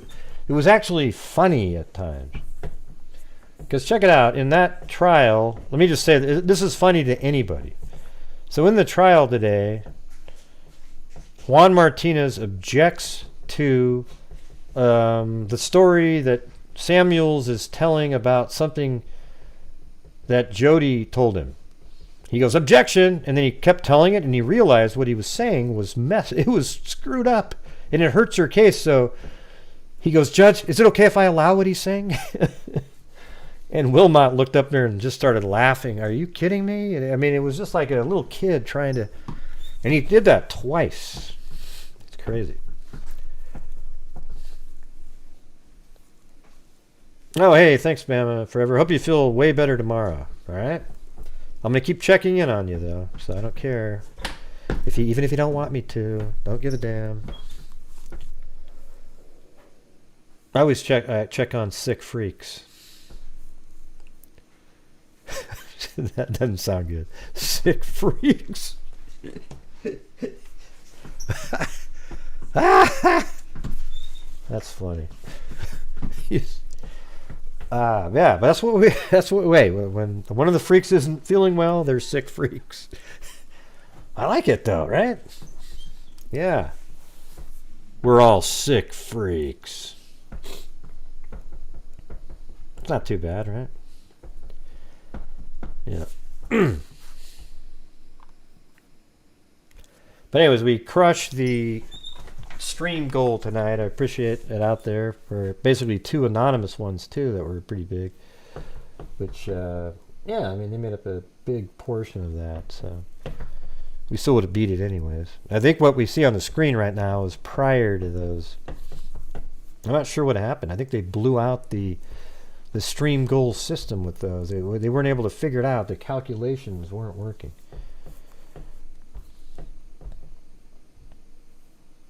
What sounds awful? Sick freaks? Well, I was just saying, you know, I didn't even think about it because we call ourselves the freaks, right? So, you know, if you're sick and you happen to be a freak, well, then it's a sick freak.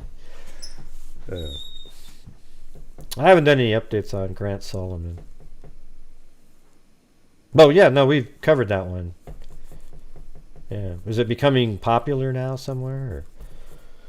Yeah, we actually covered it a couple times because then we had the mother and the daughter come on the show and as an interview. You should go check them out. It's not too long ago, maybe 2 months or something. Yeah, it was pretty good. And then she did send me a video. It's hard to. The dad doesn't seem incredibly nefarious in that video where they're kind of trying to figure out what may have happened or something. But, you know, who knows? It was kind of weird because one of the shots has blood underneath the truck. Maybe we'll have to revisit that one.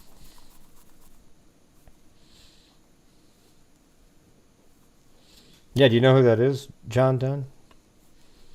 Because their account was created today, so I don't know who that person is. And it's happened 3 times lately. Anyways, listen, you guys. I really appreciate you all supporting the channel all the time. And regardless of what some people say out there, well, first of all, I appreciate all of you, but what we're doing out there, based on your generosity, allows me to donate from my income. And we've just done some great things. I mean, it's incredible. We have 10 DNA cases. Okay, we solved the Daniel Armentrout one, right? We also solved, which a lot of people don't know, nobody cares, nobody talks about it, but there was a serial killer that killed 11 women. One of them was never identified, so we identified that person the serial killer had already been arrested even for her murder. They just didn't know her name. So we got her name, but we don't get to know. It's sort of like a, there's no glory or anything like that, but it feels really cool that she got her name back. Her family knows what happened to her, and the family didn't want her name out there because it turns out it was sort of like a drugs and prostitution serial killer connection, right? So we got that one. We also funded a DNA case in Colorado. I think it was called the Sky Shoots Doe. We did that one. There was another one out there that was solved. Don't really talk about that one because it's involving some shady shit out there. Then also so then we've got 6 or 7, I think we have 8 active ones right now. Oh, and we did the cigarette butt in Southern Oregon. That was just a lead generation. I mean, we spent, probably $6,000 to identify whose DNA was on the cigarette butt. It turns out it was somebody who, was a drug person who was at the house, but not on that day because he was in jail. So it's weird. And then the police chased this person not long after that, and he ran into the woods, and then they found his body dead from exposure or something later. So it does make you wonder, even if that guy was in jail, did he have some knowledge of what happened? But we don't get to know the answer to that because he's not alive, And then we got a whole bunch more. We've got some of them I don't remember well, but the one that's really interesting is Allatoona Lake. I think is that in Michigan too? That one's crazy. I think it's the same person that gave us these other two here. But that one's weird because he was wearing a wetsuit. He had weights strapped on him. Apparently he was bound. And he had a bullet hole, gunshot wound to his head, but he was weighted down with a bunch of stuff. But he had flippers on. So that's the one element. I thought if his hands weren't bound, if that's true, then it's possible he had a gun in his hand with weighted body. He swam out, shot himself in the head, and then sunk with the weights to the bottom. But I mean, I don't think many people would think, wow, what a great way to go. So it's hard to visualize that one. And then we've got the two more, the ones we just talked last night. The Addison County one is still, we're waiting for a lab to get up and running on their enrichment program. One of the bigger people that do these DNA cases went in and sort of shut down some of the other ones so that other smaller people don't have anybody to use. So we're using, I think it's Intermountain Forensics is getting up and running their enrichment, and that's what we're going to have to do on the Addison County Doe case that has her and her 2 children, it looks like, and they're wrapped up in some awning, really weird shit. This is 1934, by the way. So it could be that they were murdered in 32 and no father or somebody else never came forward for them. So likely the identifying them will go straight to who killed them. We got that one, and then a whole bunch more. So we just went over 2 of them at the beginning of the show. So don't you guys feel like that is amazing and just totally worth everything? I mean, all I can do is, if you guys are generous to me, I can be generous out there. You can also send your money directly to charities if you want to. I just have specific things that I'm doing here. And if you'd like to also help support me and my channel by sending super chats to me to help support my channel, I try to give back quite a bit of the income that comes in. That's it. All right? I'm not a charity intake company. I don't know how many times I've said this. I'm not, it's strange when people go, God, he's tricking people. What? Tricking how? How about this? If you guys want to donate to me because you know that I like to give to charity each month, is that a bad thing? I mean, why don't other people say, hey, I'm going to do this? I don't get that part. It's just something we started doing. God, it's hard to say doing during. the pandemic, right at the beginning, we'd already donated some money, you know, a couple thousand one year, blah, blah, blah, blah, blah. Then 2020 is when it really just said, let's do this, man. Let's start making a difference. And then we had a connection with Dr. Colleen Fitzpatrick. And then since then, it's just been this really cool thing. I wish it was quicker, you know, all the different identifications and things, but it never really works that way. Hey, thanks. Run the world. I don't know where they are, though. Blue, Chloe. I don't know. They're probably in the room. Sorry about that. Yeah, I think it's it's great. There's channels out there, when they're live, they've got like 6,000 people watching. Imagine if they did something similar, where they said, hey, everybody, if you'd like to help support my channel, I'll send this off to charities of my choice, some of it. Also, you know, blah, blah, blah. I mean, my God, they could be giving like $1,000 a show or something. I mean, it's weird.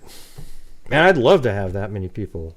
4,500 people watching all. I mean, it would be insane. The only months I could say that are sort of like that would be right during the Kylie Rodney videos and stuff that I made. Right around then, that was probably my best months out there where I actually was able to donate. I think it was 10,000 one month.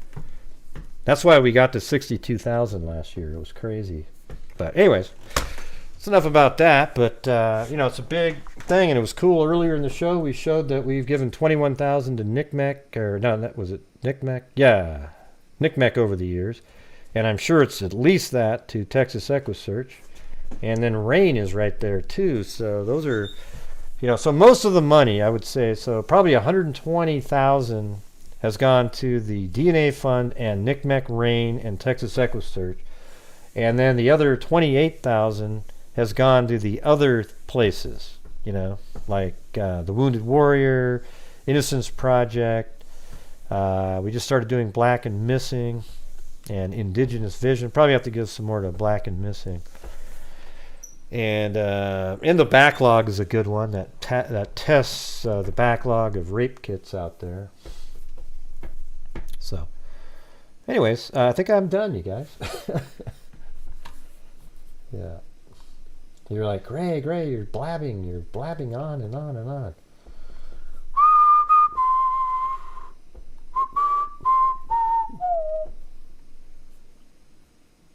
So do the credits work right now? Let me see. I just want to see if the credits even worked. Oh, that might work. I kind of see it. Might be a little delay here. What's the delay? If it doesn't work, it doesn't work. Yeah, so something, I'm going to probably have to reboot later. So I'm just going to manually say, just a second.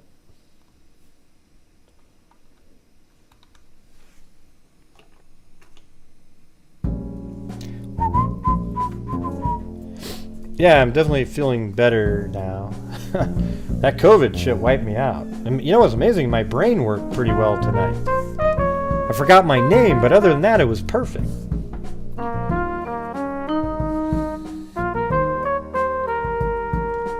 Hey, Allah, hey, Allah.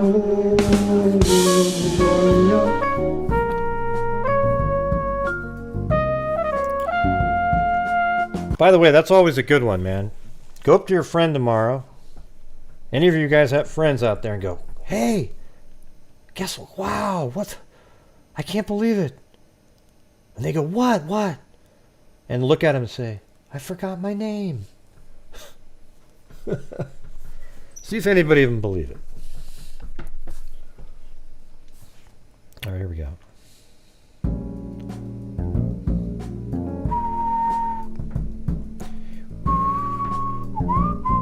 All right, we started off with Cali Gal 3, Annie laid her hair down D, Jim Lawn, Paul Ayers, Danielle, Claire B, Caligal 3, John Dunn, Eugenie, Annabelle Stealth, Juniper Tarot and Magic, new member, Danielle, Kelly Snyder with a cat eye with the dancing avocado, Danielle, Ben Hills, Juniper's Tarot and Magic, Ben Suwickley with a cat eye avocado dance, but it never happened.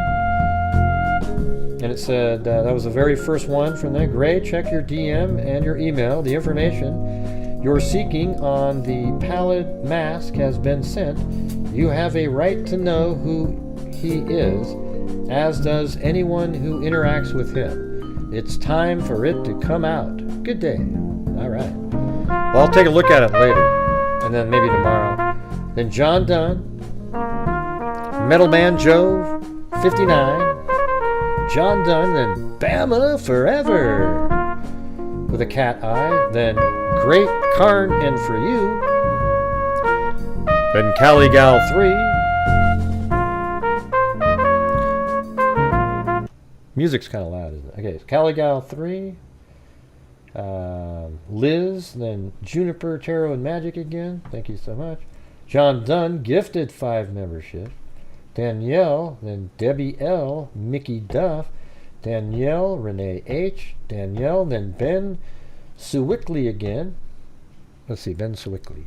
Does that say anything when you say it fast?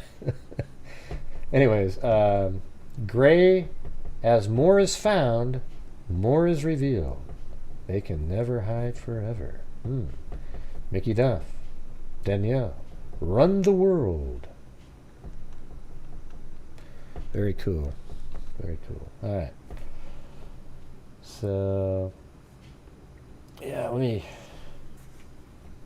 put some spins in there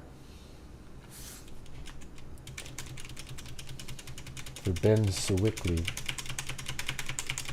See what happens. All right. All right, here we go. I'm going to do a notebook here. I know it's not a lot, but maybe I can do 2 of them. How do you like that?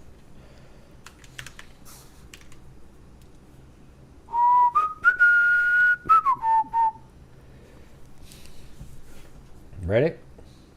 There's some blank spots in there. So if it lands on a blank, we just go again. Here we go.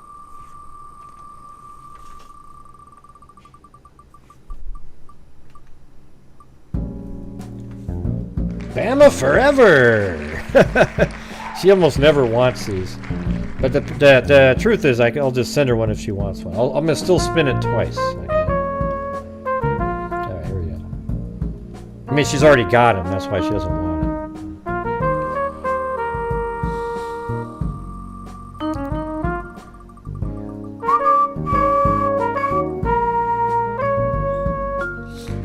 I think that's you. I didn't put the other E on there for some reason.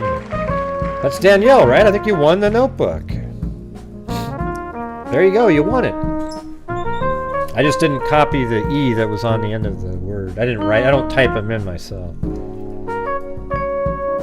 you want that one? Or you got the blue notebook? You want another one? Or...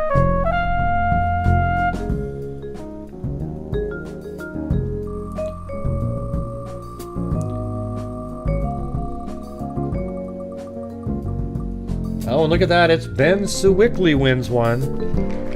Will they contact me or not? Oh, there. You just won a blue notebook. Look how I got rid of theirs and it went pow. That's pretty funny. All right. Oh, you want to spin? Okay. We're going to spin for Danielle's.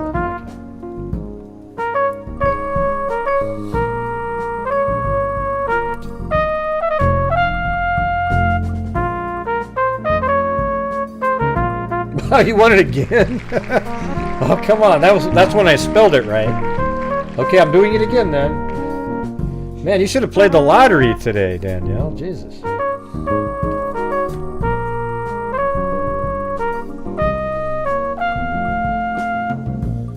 And there it is, Cali Gal 3, who's got like 90 of these. Caligal 3, let me know. I'm going to spin again anyways. Because she sometimes says she doesn't want one. But if you want one, Caligal 3, let me know. Alright? There we go. Come on. This is crazy. Oh god, it's going to be a blank. No, wait. Ah! Ah, that was crazy. It didn't land on her. It was blank. Alright, so I just removed it before the cheering stopped. Okay, here we go. Here we go. John Dunn, is he gonna get it? John Dunn! Oh, look at that. John Dunn wins again. Hey, John Dunn, didn't you want the? Were you the one that said you wanted the mug instead or something like that? The one with Alec Murdoch on it. Yeah. All right. Anyways, you won the notebook again. Maybe we can work something out if that's what you wanted.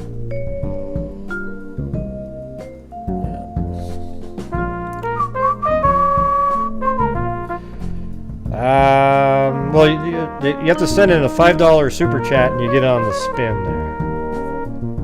Oh, Run the World? Yeah, okay, Run the World, you've just won a notebook. Alright, you gotta email me your address though. Okay. So, Run the World, if you look down there, John Dunn just gave you the notebook. So, why don't you send me your address and I'll send it to you, okay? The email is, I think that'll pop up my email, I think. I'm not sure if anything's working with Streamlabs. There it is. Okay. So that's the email right there. Awesome. Okay, everybody, thank you very much for being here tonight. We will see you tomorrow in the daytime for day 34 of the Jodi Arias, and then back on here for whoever knows what the hell we'll be talking about. All right, thank you guys very much. We'll see you tomorrow, and as I always say, everybody, until next time, be safe out there. Ding ding ding ding ding ding ding ding ding ding ding. Maybe I need to rap tonight. Yeah, I've been doing this true crime thing for quite a while now. And during this whole time, I have not seen one person that is a crime dissector, plug rejector. I'm a certified human lie detector. Gonna get ya on a stretcher if you try and play me like an old projector. Crime sector is my nectar. Professor Greg is gonna give another lecture. Crime collector, freak connector, and I'm always gonna be a pup protector. Fool deflector, interceptor, and I'm meaner than a spectre with a vector on his pector. With all respect, y'all, just remember I've a temper fucking checked ya. I have no agenda, I'm no pretender, and I'll serve it to you straight without the blender. And in the end, I'm gonna send ya on a mission to reveal the true offender. Yeah, so I'll just get right back to work. All right, everybody, talk to you later.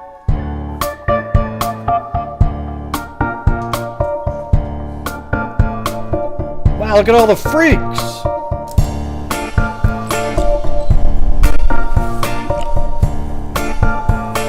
Yeah, stop, collaborate and listen. I said backwards, brand new invention, something grab a hold of me tightly, flows like a harpoon daily and nightly. Will it ever stop, yo? I don't know. Turn off the lights and I'll glow to the extreme. I rock the mic like a vandal, light up the stage and rock the chump like a candle. Dance, cause the speakers are boom, killing your brain like a poisonous mushroom. Deadly, when I play a dope melody, anything less than the best is a felony. Love it, leave it, better gain weight, better hit bowls that a kid don't play. If there was a problem, yo, I'll solve it. Check out the hook where my DJ revolves it.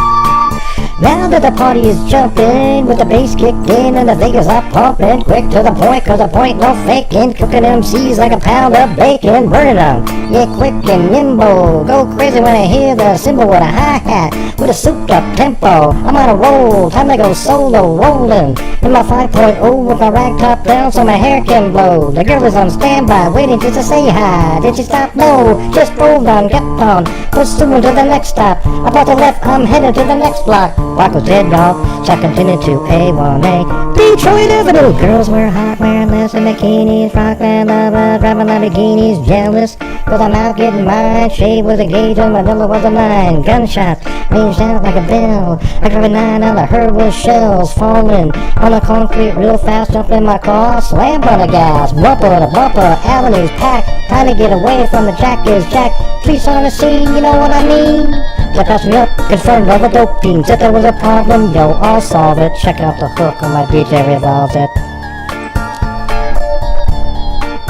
Hey, that's pretty good, Mary Lou. Hey, thanks, Greg, been practicing all week long. Oh boy.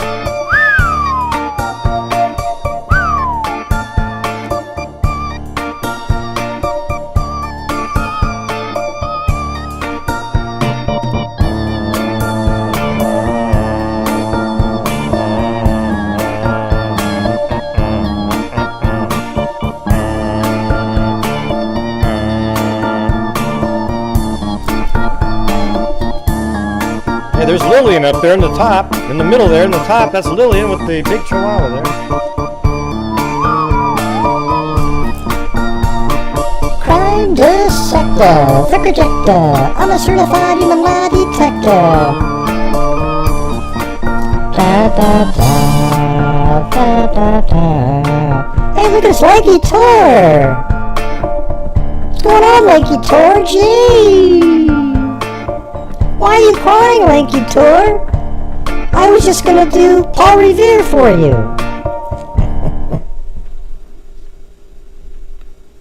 Hello, is any music gonna play, Reggie? Anybody at all?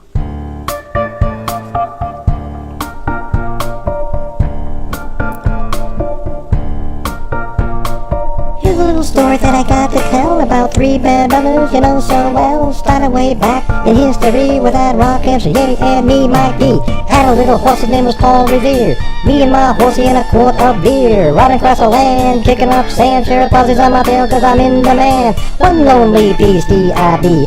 All by myself without no party. Sun was beating down on my baseball hat, it was getting hot. Beer was getting flat, looking for a girl, I ran into a guy, his name was MCA, I said, hey, he's a high.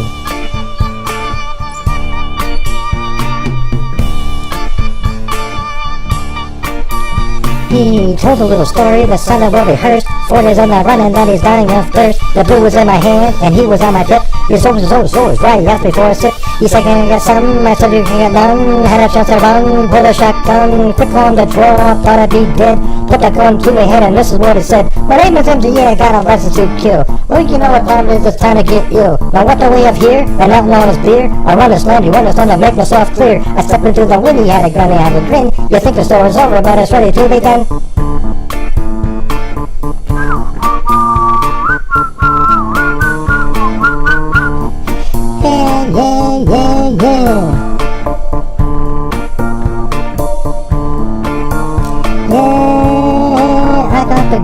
I got the gun, you got the brew. You got 2 choices of what you can do. Not about the decision that you can't see. I can blow you away or you can ride with me. Said I ride with you if you can get me to the border. Sheriff's after me for what I did to his daughter. Did it like this, did it like that. Did it with a willow ball bat. So I'm on the run, I got my gun. Right about now it's time to have some fun. Kegan Rock is my name, and I know the fly spot where they got the champagne. So we rolled 6 hours and we hit the spot. Girls was bumping and the girls was hot. The stew was staring like he knew knows who we are. We took the empty spot next to him at the bar. Yippee yo, you know this kid? I said I did, but I know he did. Kid said get ready. This ain't funny. My name's Mike D and I'm about to get money. Pulled out the jammy, aimed at the sky, and let to fly. Hands went up and people hit the floor.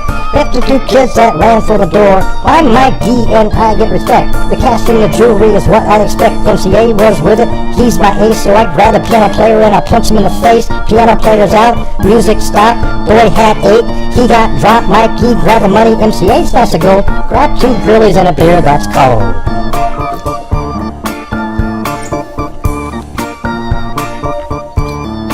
Not too bad, Mary Lou.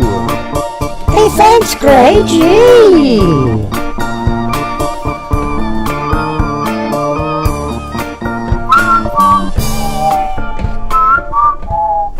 All right. Yay, everybody. Thank you so much. Well, do you mind? Good job, Mary Lou. Yeah, you did a great job, Mary Lou. All right. Anyways, we'll see you guys tomorrow. I'll play the actual regular ending on its own. How about that? Just so you have that last little sort of... Yeah, I've been doing this true crime thing for quite a while now. Thanks, Lanky And Tor. during this whole time, There I you have go. not seen one person that is That's crime right, MC dissector, Mary Lou. plug rejector. I'm a not certified something human new. lie detector. Gonna get I ya can smoke on a gum and chew. stretcher if you try and play me like an old projector. Crime sector is my nectar. Professor Gray is gonna give another lecture. Crime collector, freak connector, and I'm always gonna be a The detective, Gray. That's my part. Not anymore, Mary Lou. Not And I'm anymore. meaner than a spectre with a vector on his Mary Lou, I'm gonna call with her. all respect, y'all. Just remember, I don't wanna be called Mary Lou. I have no agenda. I'm no pretender, and I'll serve it to you straight without the blender. And in the end, I'm gonna send ya on a mission to reveal the true offender. Yeah, so I'll just get right back to work. All right, everybody. Talk to you later. Hey, everybody. Thanks. That was awesome, wasn't it? Mary Lou, you're pretty good. I've heard better, though. I didn't think you were that great tonight. Gosh, Gray. That's so big.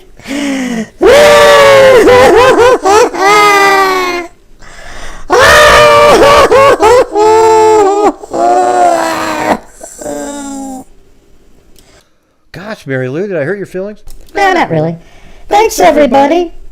Oh, my God. You seem just like Jodi Arias and Letitia Stout right there. Oh, you mean how they can just turn off the waterfalls like that? Yeah. Oh, boy. Isn't that amazing? Isn't that incredible, you guys? People that can do that. Just like Mary Lou. All right. We'll see you tomorrow. Everybody, be safe out there. And again, thanks for your generosity. That was very cool. Thanks.